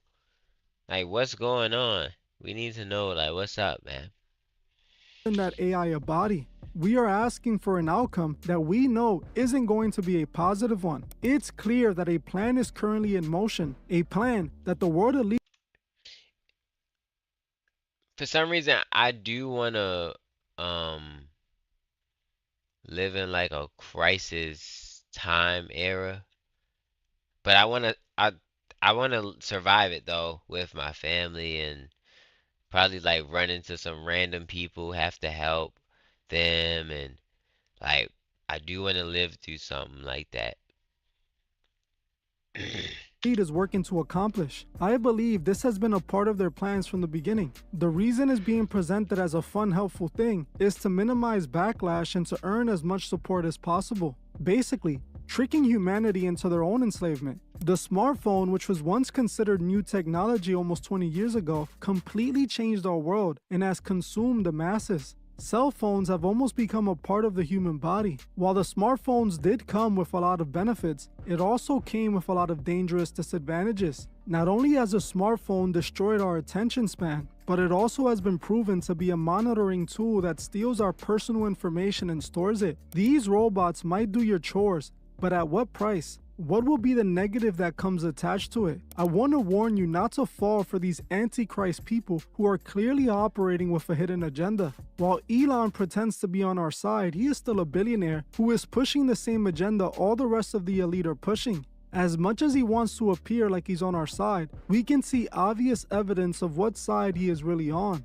Just remember how creating AI humanoid robots almost ended in the iRobot movie. Considering it appears that that's where Elon got this idea from, don't be shocked when this turns against us. Well, I'm gonna end this one here. I want to thank you all for watching, and I'll see you guys in the next.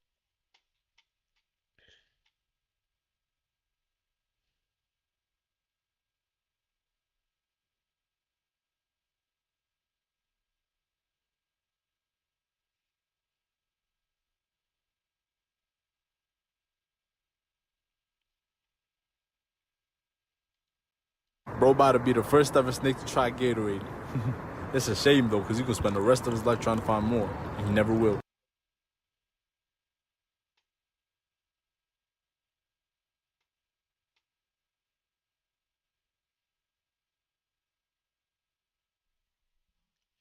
What should I watch, chat? I'm sleepy.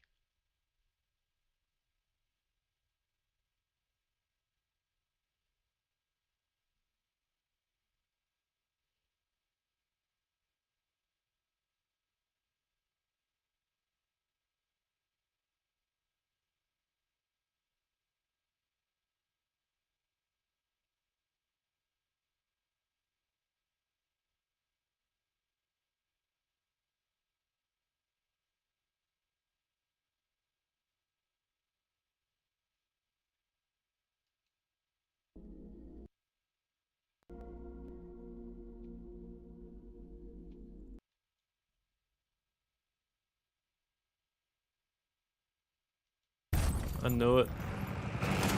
Enemy UAV inbound. That's a bad match. He's playing on this. That's dope.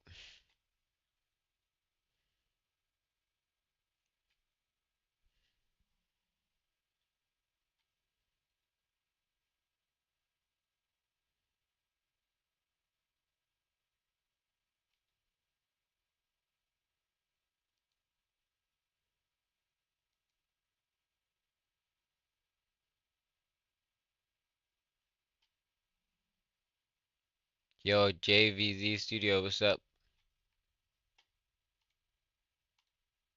How you feeling today?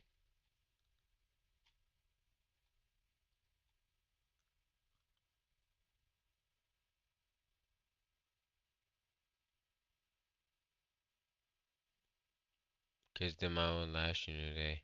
That's what's up, dude. Let's go, man. Progress. 100 more. 100 more.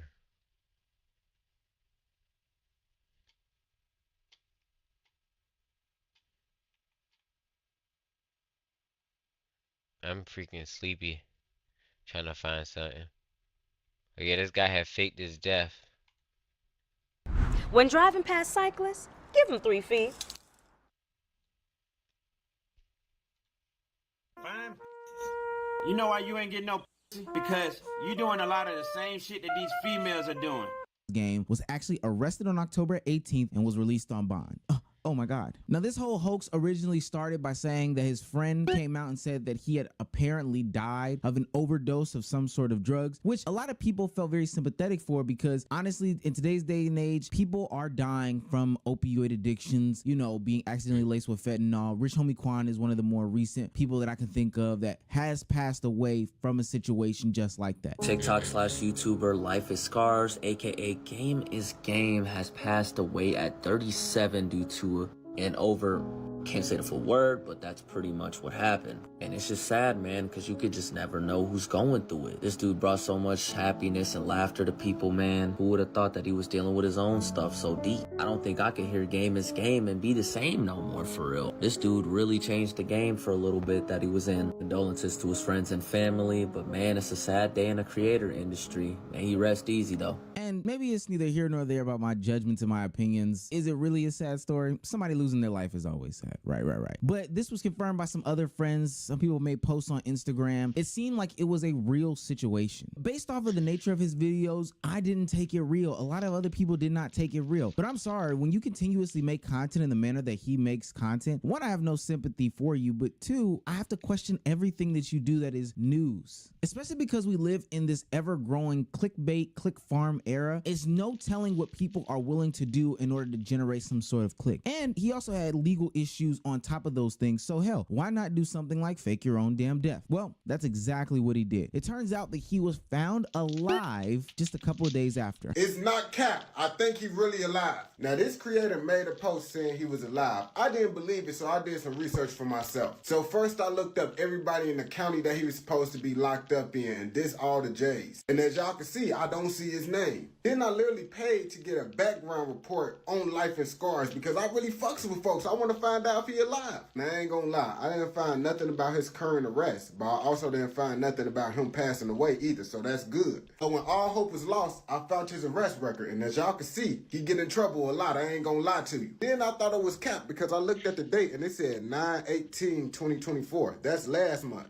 But then I looked right here and it said the case is still open. So that means if he got arrested, it ain't gonna show up as another charge. It's gonna show up under this charge right here. That's when I ended up clicking in and they told me all the information I needed to know right here. But y'all see 10/18, they said he took a plea for the violation of order of protection contact. So since they end up updating this information right here, that means he might be alive. But at the same time, I did call up to the jail that he was supposed to be at, and they said they had nobody by that name. But if he really passed away, they would have closed the case. But instead, it's still open and they updating it. I think the jail I called was lying to me. I was talking to a person. They called the automated system, and they said he still was locked up. I'm gonna keep y'all updated and let y'all know if I find any more information. Now, there's so much to unpack there because that's really, really creepy that somebody would go to this extent for somebody that's a content creator on the internet. I mean, this is part of the reason why I try to keep my private life as private as possible. I'm not saying that people won't know my name, but to have people who openly and willingly say that they will go to these links just to find out if you are dead or alive, there has to be some sort of parasocial relationship that is developed here. I think that stuff is weird. I think a lot of people would agree that stuff is weird. But at the end of the day, there was a lot of people who were on the side of us, I'm talking about me included, who knew that there was something fishy going on because, hell,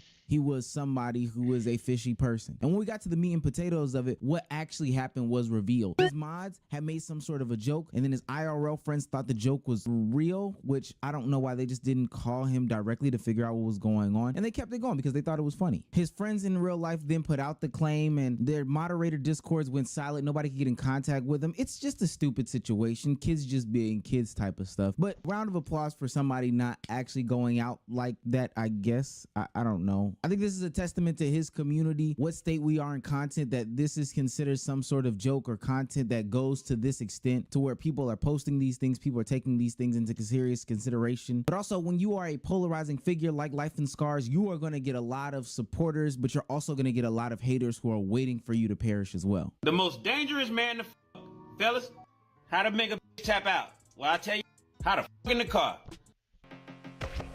Dominate the Rift with Opera GX. Install any official LoL esports mod from GX Store to unlock bonus content and features. Browse the collection. How to do the tower wreck with your dick. Code approach. Signs that a woman is tired of sucking your dick. So you think you got the perfect size? How to get a woman with the... You want to record yourself? See, I believe somebody like Life in Scars is or was or maybe will continue to thrive on the internet is because there is a place and space that needs this sort of edgy content. People feel like PC culture, woke culture, cancel culture is in full effect. And so these guys who are edgelords will continue to push up and bubble to the surface because it feels like it's refreshing to a lot of people. But see, the problem with content creators like him being platformed is the fact that these stuff can happen online and it can be a joke or whatever the case may be. But people like him have real life situations where they're doing some of these things that they're talking about in their videos, and it's disgusting and deplorable and all gets written off as jokes until it actually affects somebody in real life. And so when we have this cross between edgy jokes, deplorable content, and somebody doing nasty stuff in real life, we get somebody going to the Kick platform where all this stuff is supposed to be pushed and emphasized. And I've said this many times about Kick, although there should be, I guess, a place for these people to get their content off, it should just consist as content. A lot of these content creators aren't necessarily putting on characters in front of cameras. These are their real life accounts. This is who they really are. And the game is no different than anybody else. So when he took to his Kick stream and started punching on his ex and his ex started punching on him, it became no surprise to me that this guy was not somebody who should be platformed. And there has to be some point where we just have to stop. Why are we consuming this sort of content? Jokes are jokes. And that's the fucking excuse that people like to use every single time. I'm sorry, I had to get that one out. But when we see things like this on this person's platform and laugh about it and say he's just kidding, but then see actual arrests of them getting caught up, him and his ex, for mutual combat, at some point people have to start looking at people's character and not platforming these people. Taking these things as jokes anymore is just not gonna cut it. And this shouldn't come as no surprise because he has a plethora of videos out there just like this. I beat bitches. Well, somebody gotta do it. Guys, you ever be arguing with your bitch and you be thinking to yourself, damn, I want to knock the shit out of this hoe, but you scared to risk it? Well, I like to gamble. And for all y'all who think I'm some woman beater, I'm not. In my 36 years of living, I only hit 5 bitches. If you smoke 5 cigarettes in 36 years, are you really a smoker? Plus, I only hit bitches in self-defense. I believe that if a bitch hit me, she better have a dinner plan. I believe that beating bitches is progressive. It's 2024. Niggas and bitches are equal.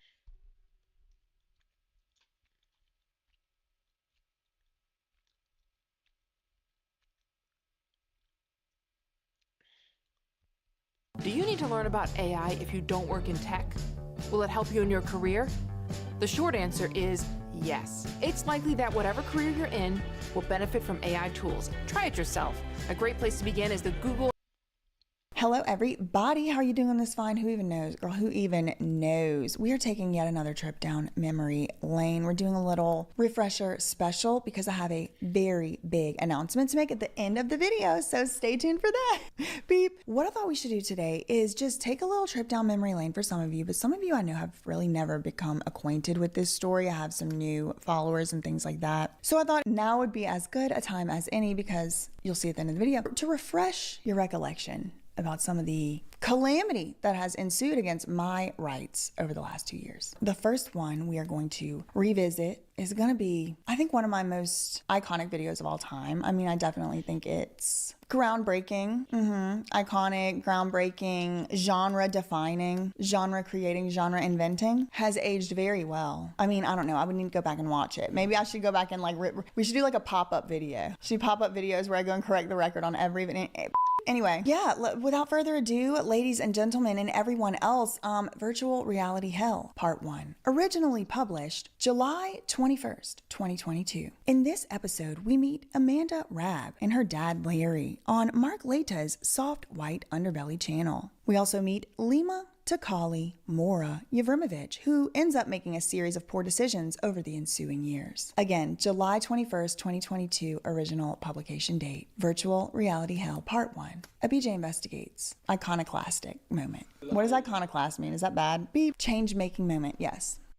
My name is Mark Leta, and I produce the videos that you see on my channel, Soft White Underbelly. Mark gets into people's stories, those living on the fringes, drug addicts, prostitutes, gang members. You shot thousands of videos. You're super prolific. 4,000 so far. 4,000, okay. I spent most of my career helping wealthy corporations become even wealthier. I wanted to do something that mattered more in the world. Amanda, where are you from? Where'd you grow up? Do you see that you're kind of getting worse and worse every time we speak? You're going to do whatever it takes to get your money for crack. So if your dad and I give you a little bit of cash. All right, so Lima Yevrimovich. Yevrimovich. You have a company called Aura. Amanda is the most difficult case. We're going to be documenting exactly how we're getting Amanda into treatment. The way that you get somebody that doesn't want to get help into treatment is through something called an LPS conservatorship. It feels like a betrayal to that person, but at the same time, Amanda's in a safe place now. She had passed away.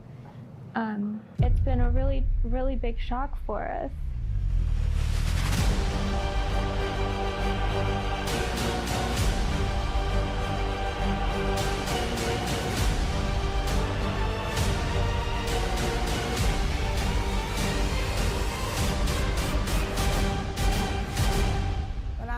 I'm like in the cut, and then I'm gonna get murdered. Like, you know what I'm saying? I'm behind the scenes, I'm annoying everybody, and then I get murdered. And I don't want no girl close to my age doing my thoughts and video gaming me, so nah, I'm not feeling it. Sometime in February, I was on the internet, definitely not minding my own business, and someone told me, this guy, you know, you vaguely remember from your childhood, Bam Margera. I'm Bam Margera. An actor from Jackass. And I feel like kicking my dad's ass all day today.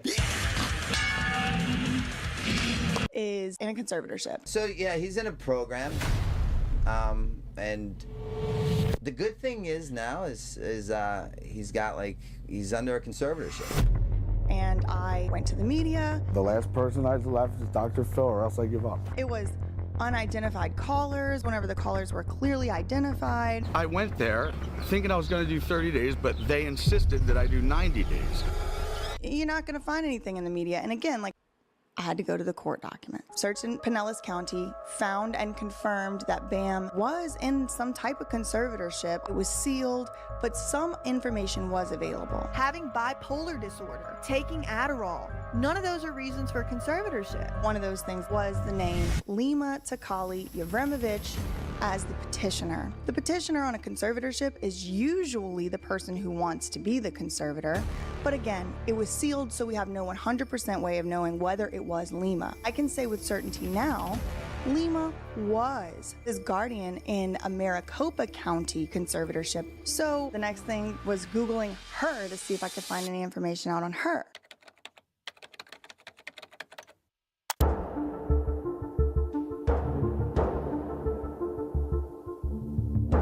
One of the very first results that came up for Lima was her appearance on a YouTube channel called Soft White Underbelly. Now this YouTube channel is run by a photographer called Mark Leta. Basically what I was able to figure out is he interviews people mainly in the Skid Row area. A lot of the people who he interviews are without homes. They often struggle with substance use issues, dependence, Leave a etc. like, chat, sub up, sub up, You know, sub people say, up. oh, what you're doing is exploitive all the time.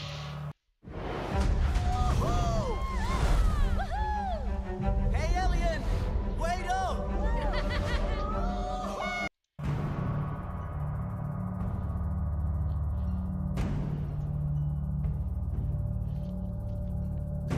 Look, a hotel, the hotel I'm staying at while I'm here in Tampa, they're exploiting my need to sleep. So the restaurant that I had breakfast at is exploiting my hunger. Everything is exploitive. Yes, they're exploitive. If I take a drug addict and I do an interview with her, she takes the hit because she's been made to look bad. No, I didn't trick her into doing that. She came to me, or I might have asked her and said, you know, but I tell everybody right up front, like, this is going to be on YouTube. How much drug addiction can you actually watch? You know, it's like, so but people love those. You know, you put up an attractive female heroin addict, that'll get a lot of views. So it's all that. And let me just get this straight. The sun and the government will make me extra horny if I have sex with you? Yeah. What are you doing tonight? I'm doing this for myself. I'm not doing it for anybody else. I'm not trying to make anybody happy. Some people say, oh, I hate these Appalachian people. Stop doing that. Get back to the drug addicts. And other people say these Appalachian things are great. That's all I watch. I don't give a fuck. I've been a photographer since I was 14. And I spent most of my career doing advertising work. So I'm basically helping. Why does he? So he wants to make people look bad? Like, he's deliberately being fucked up? Like, I'm so confused. What do you get out of it?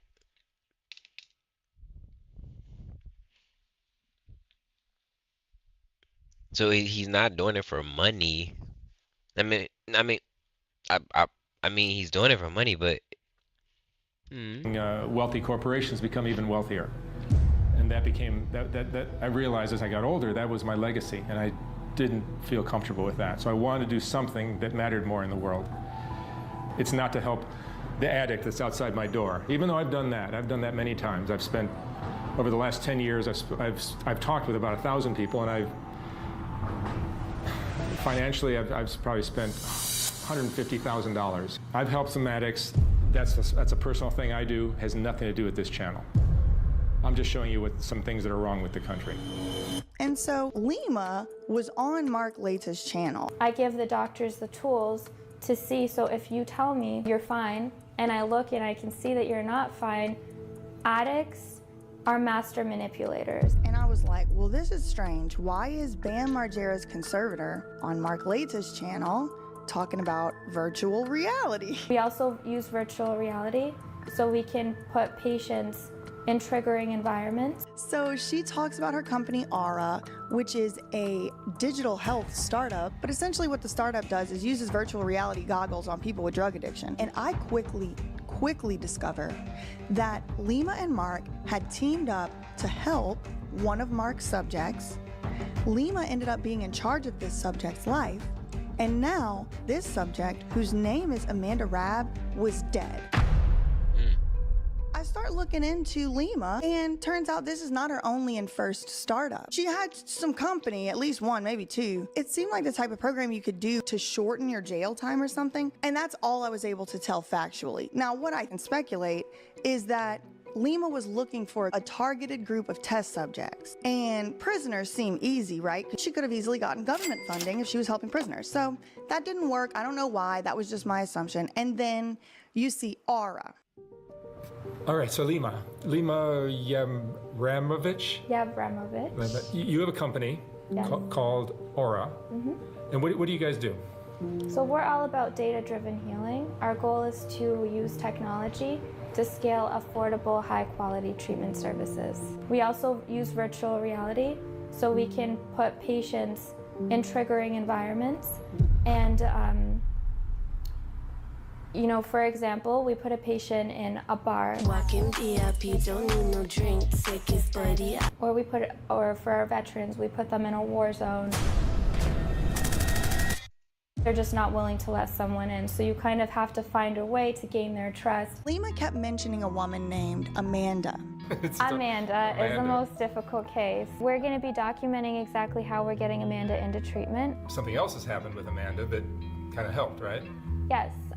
She ended up in jail. Exactly. Once I figured out that there were like 15 or 16 different videos in this Amanda, Lima, Mark Leta series of events, I began to watch them in order. My first question was, well, who is this Amanda person Lima keeps referencing? Because I had never seen Soft White Underbelly before. I didn't watch the channel. So on December 14th, 2019, the first video of Amanda appears on Soft White Underbelly. She says a number of things in that first video. First of all, she, off the bat, calls her father a molester and says that is the reason why she had to move out from living with her father. Now, Amanda is introduced to us as a homeless prostitute, but she explains her homelessness situation in those first appearances on Soft White Underbelly. No, I didn't have a mom growing up, so it was just me and my father. I had to move to my mom's family's house, so I grew up with them. I just went with them. It was just a better situation. Any problems with that? No.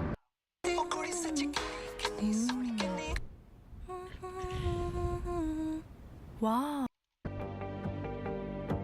Tell me about your family. You grew up with both of your parents? Yeah, I grew up with my auntie and uncle. They took me in because I lived with my dad. He turned out to be a molester, so his wife left him. She says she used to live with her father. She says her mother is dead. She says her father was a molester, so she moved in with her aunt and uncle. And now today, she could live with her father, who does have an apartment, but he's a molester. She says those things. Now, this is important because later on in this series of videos over the course of months and years, Amanda Rabb's father would make an appearance as the savior of Amanda. During one such domicile situation, he attempted to put her in a conservatorship. Amanda does come across, just generally in these videos, to the average viewer, most likely as crazy, unhinged, very paranoid, rambling, and perhaps unable to share a reality, right, with the person she's talking to. But I went into watching Amanda's videos with a very open mind. I wanted to hear what she had to say, and it was traumatic and painful for me to even watch the videos. So I don't even pretend to know what it must have felt like for Amanda to be in these videos. But I mean, she talked a lot about things that people would immediately write someone off for talking about. She talked about there being electronic versions of herself running around Skid Row, which sounds crazy until you see that the treatment that she would later be subjected to against her will would be, in fact, a virtual reality version of Skid Row. She would have an avatar in the world, so there would be electronic versions of her running around Skid Row. There's different me's running around here electronic, and I want to know who is doing that. What the fuck? You need to stop. Oh my God! When I was smoking, I'm like in the cut, and then I'm gonna get murdered. You know what I'm saying? I'm behind the scenes, I'm annoying everybody, and then I get murdered. So over the course of the videos, Amanda... So it made her, well, she was already schizophrenic, but she feels like some way that the virtual, well, some way the virtual reality fried her brain because of the drugs she was already doing, and they forced her against her will to use the freaking virtual reality. So that's trauma too. What the hell? appears several times and is interviewed. She becomes kind of a repeat player on the Soft White Underbelly channel, and each time she appears to be in slightly different physical condition. Now, it does appear as though Amanda's physical condition does get worse. She loses teeth, she seems to lose weight. Mark Laita begins to drop clues in his videos about his interview. Wait, BRB chat.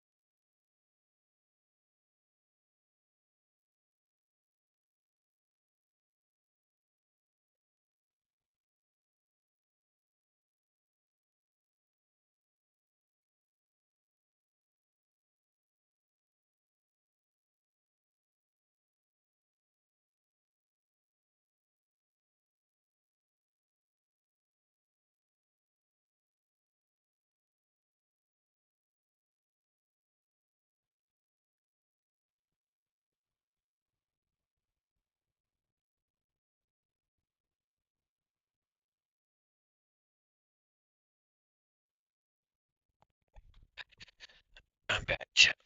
Dog need water.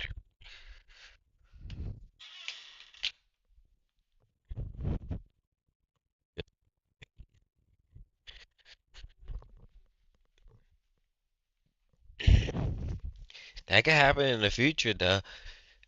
If we go fully virtual, that joint fry our brains. Intervention in Amanda's life. I feel uncomfortable. The guy videotaping right now is making me feel like he regrets helping me right now. So I don't regret helping you. Hate seeing ads? Here's how to get rid of them or get paid to see them. Do you know how much of the content you see on a daily basis The are freaking actually camera ads? guy That's is an ad. so. That's an ad. Whatever the camera guy who's filming this stuff, he's so in for like his cause that he don't even care to keep certain stuff in. Yeah. I would love to help you. You're lucky to have the dad you do. Yeah. Your family and I and a few other people that have known you in the past are trying to help you. No, they're not. Yes, we are. Oh, okay. Yes, we are. There's different me's running around here, electronic, and I want to know who is doing that.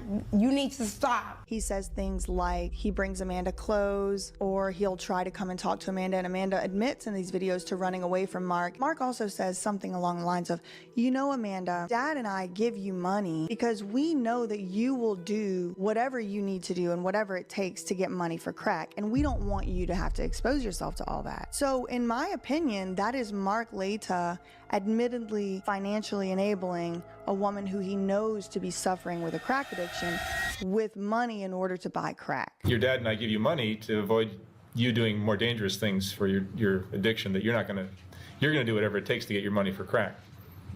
So if your dad and I give you a little bit of cash.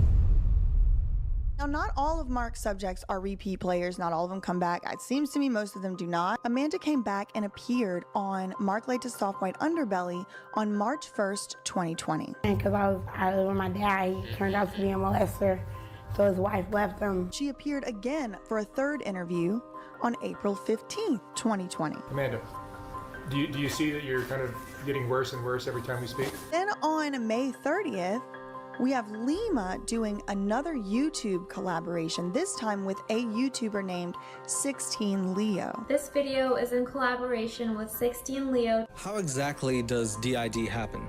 So is Aura a result of you trying to help out your sisters?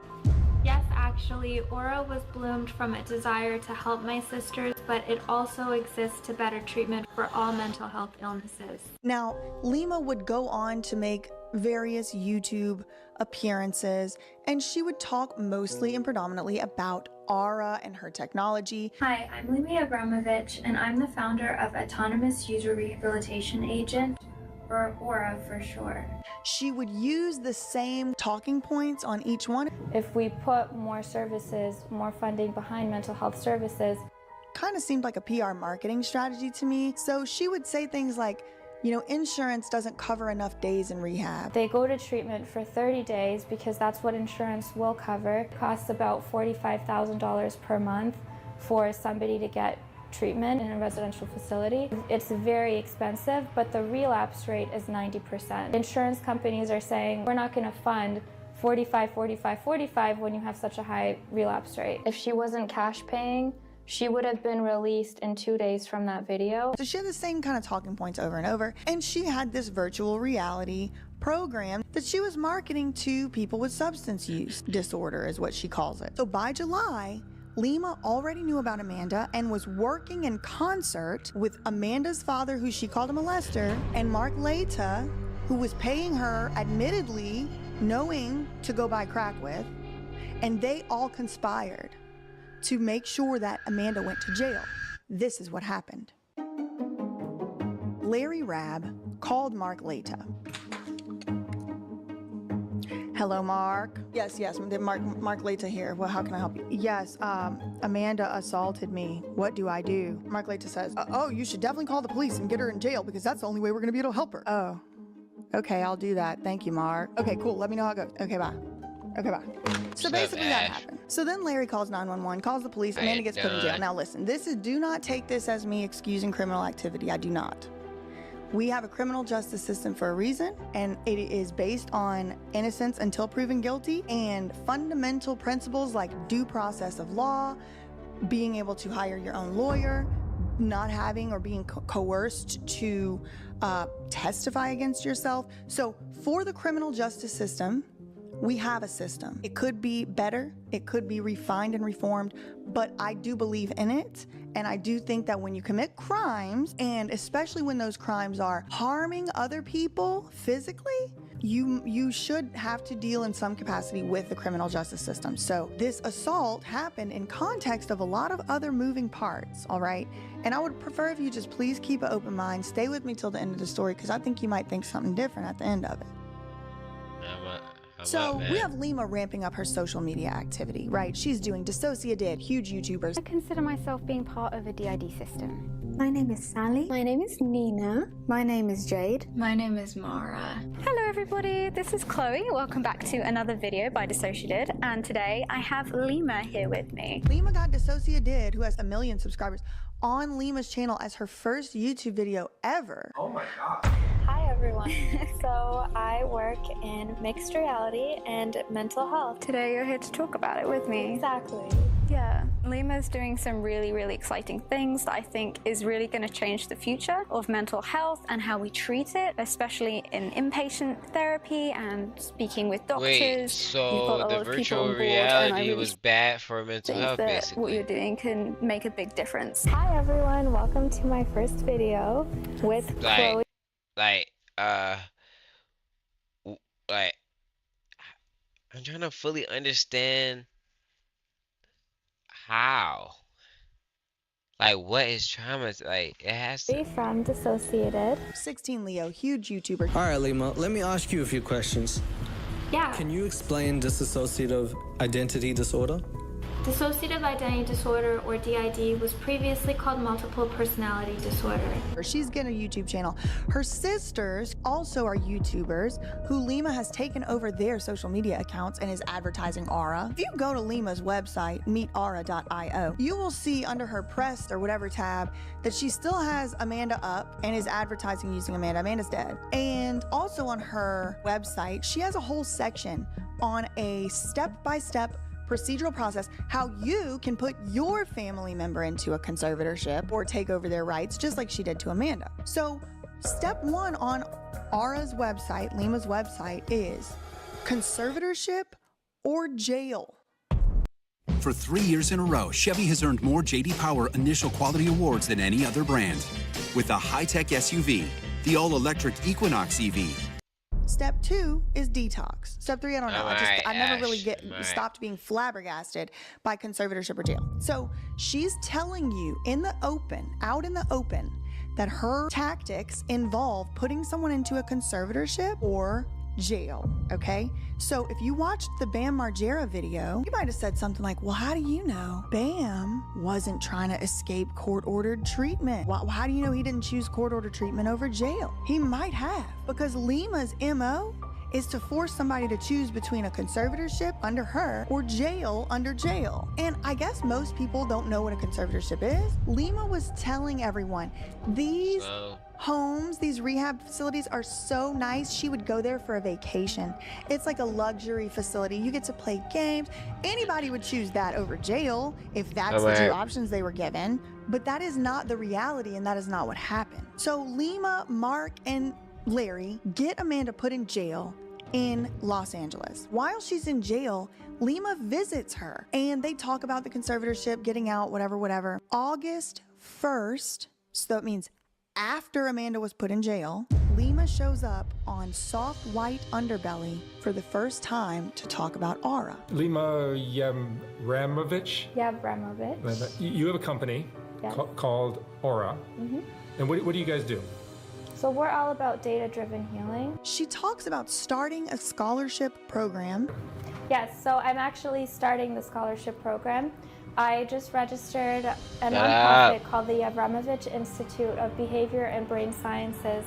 And so the reason for that is initially because I work in mental health. I know the industry inside and out when it comes to insurance and facilities. She is the worst guardian ever. Yeah, I'm sorry.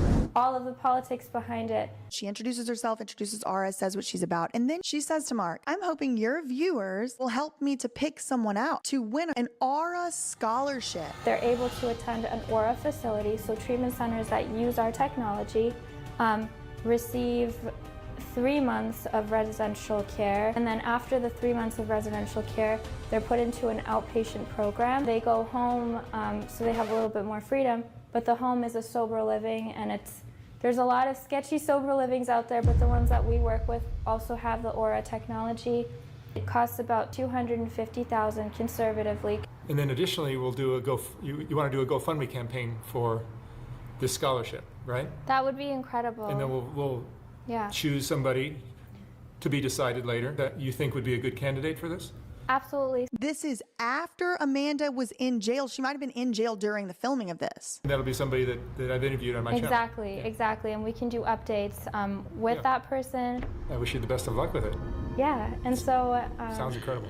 Well, I'd love to work with you to fill in the first scholarship person from one of the people that you've interviewed. Exciting. That would be awesome. We can do an update for your guests. Yeah, of course. Yeah, absolutely.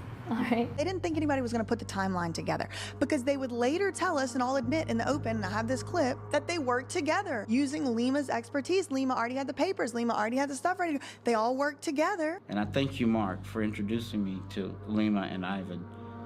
What a blessing. Yeah, and then along comes Lima. On August 1st, Lima comes on Soft White Underbelly for the first time, saying she's gonna start a scholarship program, saying that the viewers are gonna help her pick who's gonna be the one getting the scholarship and all of that. We'll do you want to do a GoFundMe campaign for this scholarship. We'll choose somebody to be decided later that you think would be a good candidate for this? Absolutely. But certainly already knows who she's gonna be picking. Yeah, and so... Sounds incredible. Well, I'd love to work with you to fill in the first scholarship person from one of the people that you've interviewed. Exciting. That would be awesome. Then August 30th, the end of the month, she's talking about treatment plans. And we talked long and hard about who it could be, and there's lots of people that are good candidates. And I also asked for comments from your viewers of who they wanted, right? Because the funding is coming from the viewers, and we want to listen to them. And we had an overwhelming response. We can save Amanda's life. She does not want to go to treatment. She doesn't want help. The same day, while all that's going on, Mark Laita has the audacity to upload a whole nother interview with Amanda. I guess he figured like I should just do another interview with Amanda. I don't know. Whoever You're cuter than cute. You're so cute. I wish you could get clean and stay clean. I just wanted to show off my new hairstyles. Michael. Take off that silly wig. And take it off. There's a lot of people that have amazing bodies. It's called the crack diet. You guys pulled a fast one on me. So, and I don't want no girl close to my age doing my thoughts and video gaming me, so. She says, among other very disturbing things, I don't want no girl close to my age doing my thoughts and video gaming me, so nah. I'm not feeling that, but I am thankful. She was already in jail when that video aired, which means she probably knew someone was going to try to video game her and do her thoughts in a virtual reality Skid Row, and she was uncomfortable with that, and she said, nah, I don't want that. Nah, I'm not feeling it. And she wouldn't consent to letting Lima video game her. Larry, Mark, and Lima conspired to force her. And it was easier to choose Amanda as the victim of this coerced treatment because they already had Larry Rabb. What do we know about Larry Rabb? We know that Amanda called him a molester. She never had to engage with strange people as a child. From daycare to school, you know what I mean? So now it's just totally different. I live with my dad. He turned out to be a molester, so his wife left him. Whatever Amanda said about her father in that first video, it's a bunch of nonsense. So I just wanted to say that. So I'm just a little suspicious of what's really going on here. On September 11th, Amanda's still in jail, and Lima and Larry appear again on Soft White Underbelly. So if it's September 11th, 67 days ago would be probably sometime at the end of July. Lima comes on Soft White Underbelly for the first time August 1st. And this is why we do timelines. So Larry, in the September 11th Soft White Underbelly video, says he's been trying to put Amanda Rabb into a conservatorship. We got a call from Mark about Lima. So last week was very interesting. That was the first week that you've been involved in Amanda's life. Yes, absolutely. And Larry, tell me what happened last week. Last week, early morning, you know, you got to be at court 8:30. 8:30. And Amanda's in jail. She's in jail for an assault. So we have to petition to try to get conservatorship. He sings Lima's praises. Thank you, Lima. You are a blessing from God. And Miss Lima shows up and petitions. Her appearance and her presence made the difference. She was able to just walk in the court and command that attention, that respect. She had the papers ready to go. Amanda does get put into court-ordered treatment. They were unsuccessful putting her into an LPS conservatorship, thank God, but they just circumvented the system, and the judge released Amanda into Lima's care. And Lima tells us on Soft White Underbelly that she took full responsibility for Amanda's care. Transported, I think they probably detoxed her in LA. So October, the next month, she enters into a treatment facility called Desert Hope Treatment Center. It's in Las Vegas, Nevada. Like Las Vegas, where it has every substance management, but it was an aura treatment facility. And Lima tells us that Amanda's plan is going to include virtual reality exposure therapy. AI is smart, but it can also help you get smarter. AI tools are already helping people. It's likely. I'm Brennan Spiegel, Director of Health Services Research for Cedars-Sinai. I could not disambiguate this virtual reality from real reality. Everything's down to the high level of details. You can even see the track marks on the person's arm right here. And I realized at that moment that this was a technology that can overwhelm the mind, and it could be used for evil. The virtual reality that Dr. Phil and Jay McGraw have created to help people when they get out of treatment is incredible. I do think you can turn this around, and Ethical. Laughs, like how funny it is that it's unethical. It would be extremely unethical. It's not allowed, right? There's no drugs on the premises. If I can put that drug of choice in front of you, just the visual of it, it's not the same as me showing you a photo, but being able to put you in a room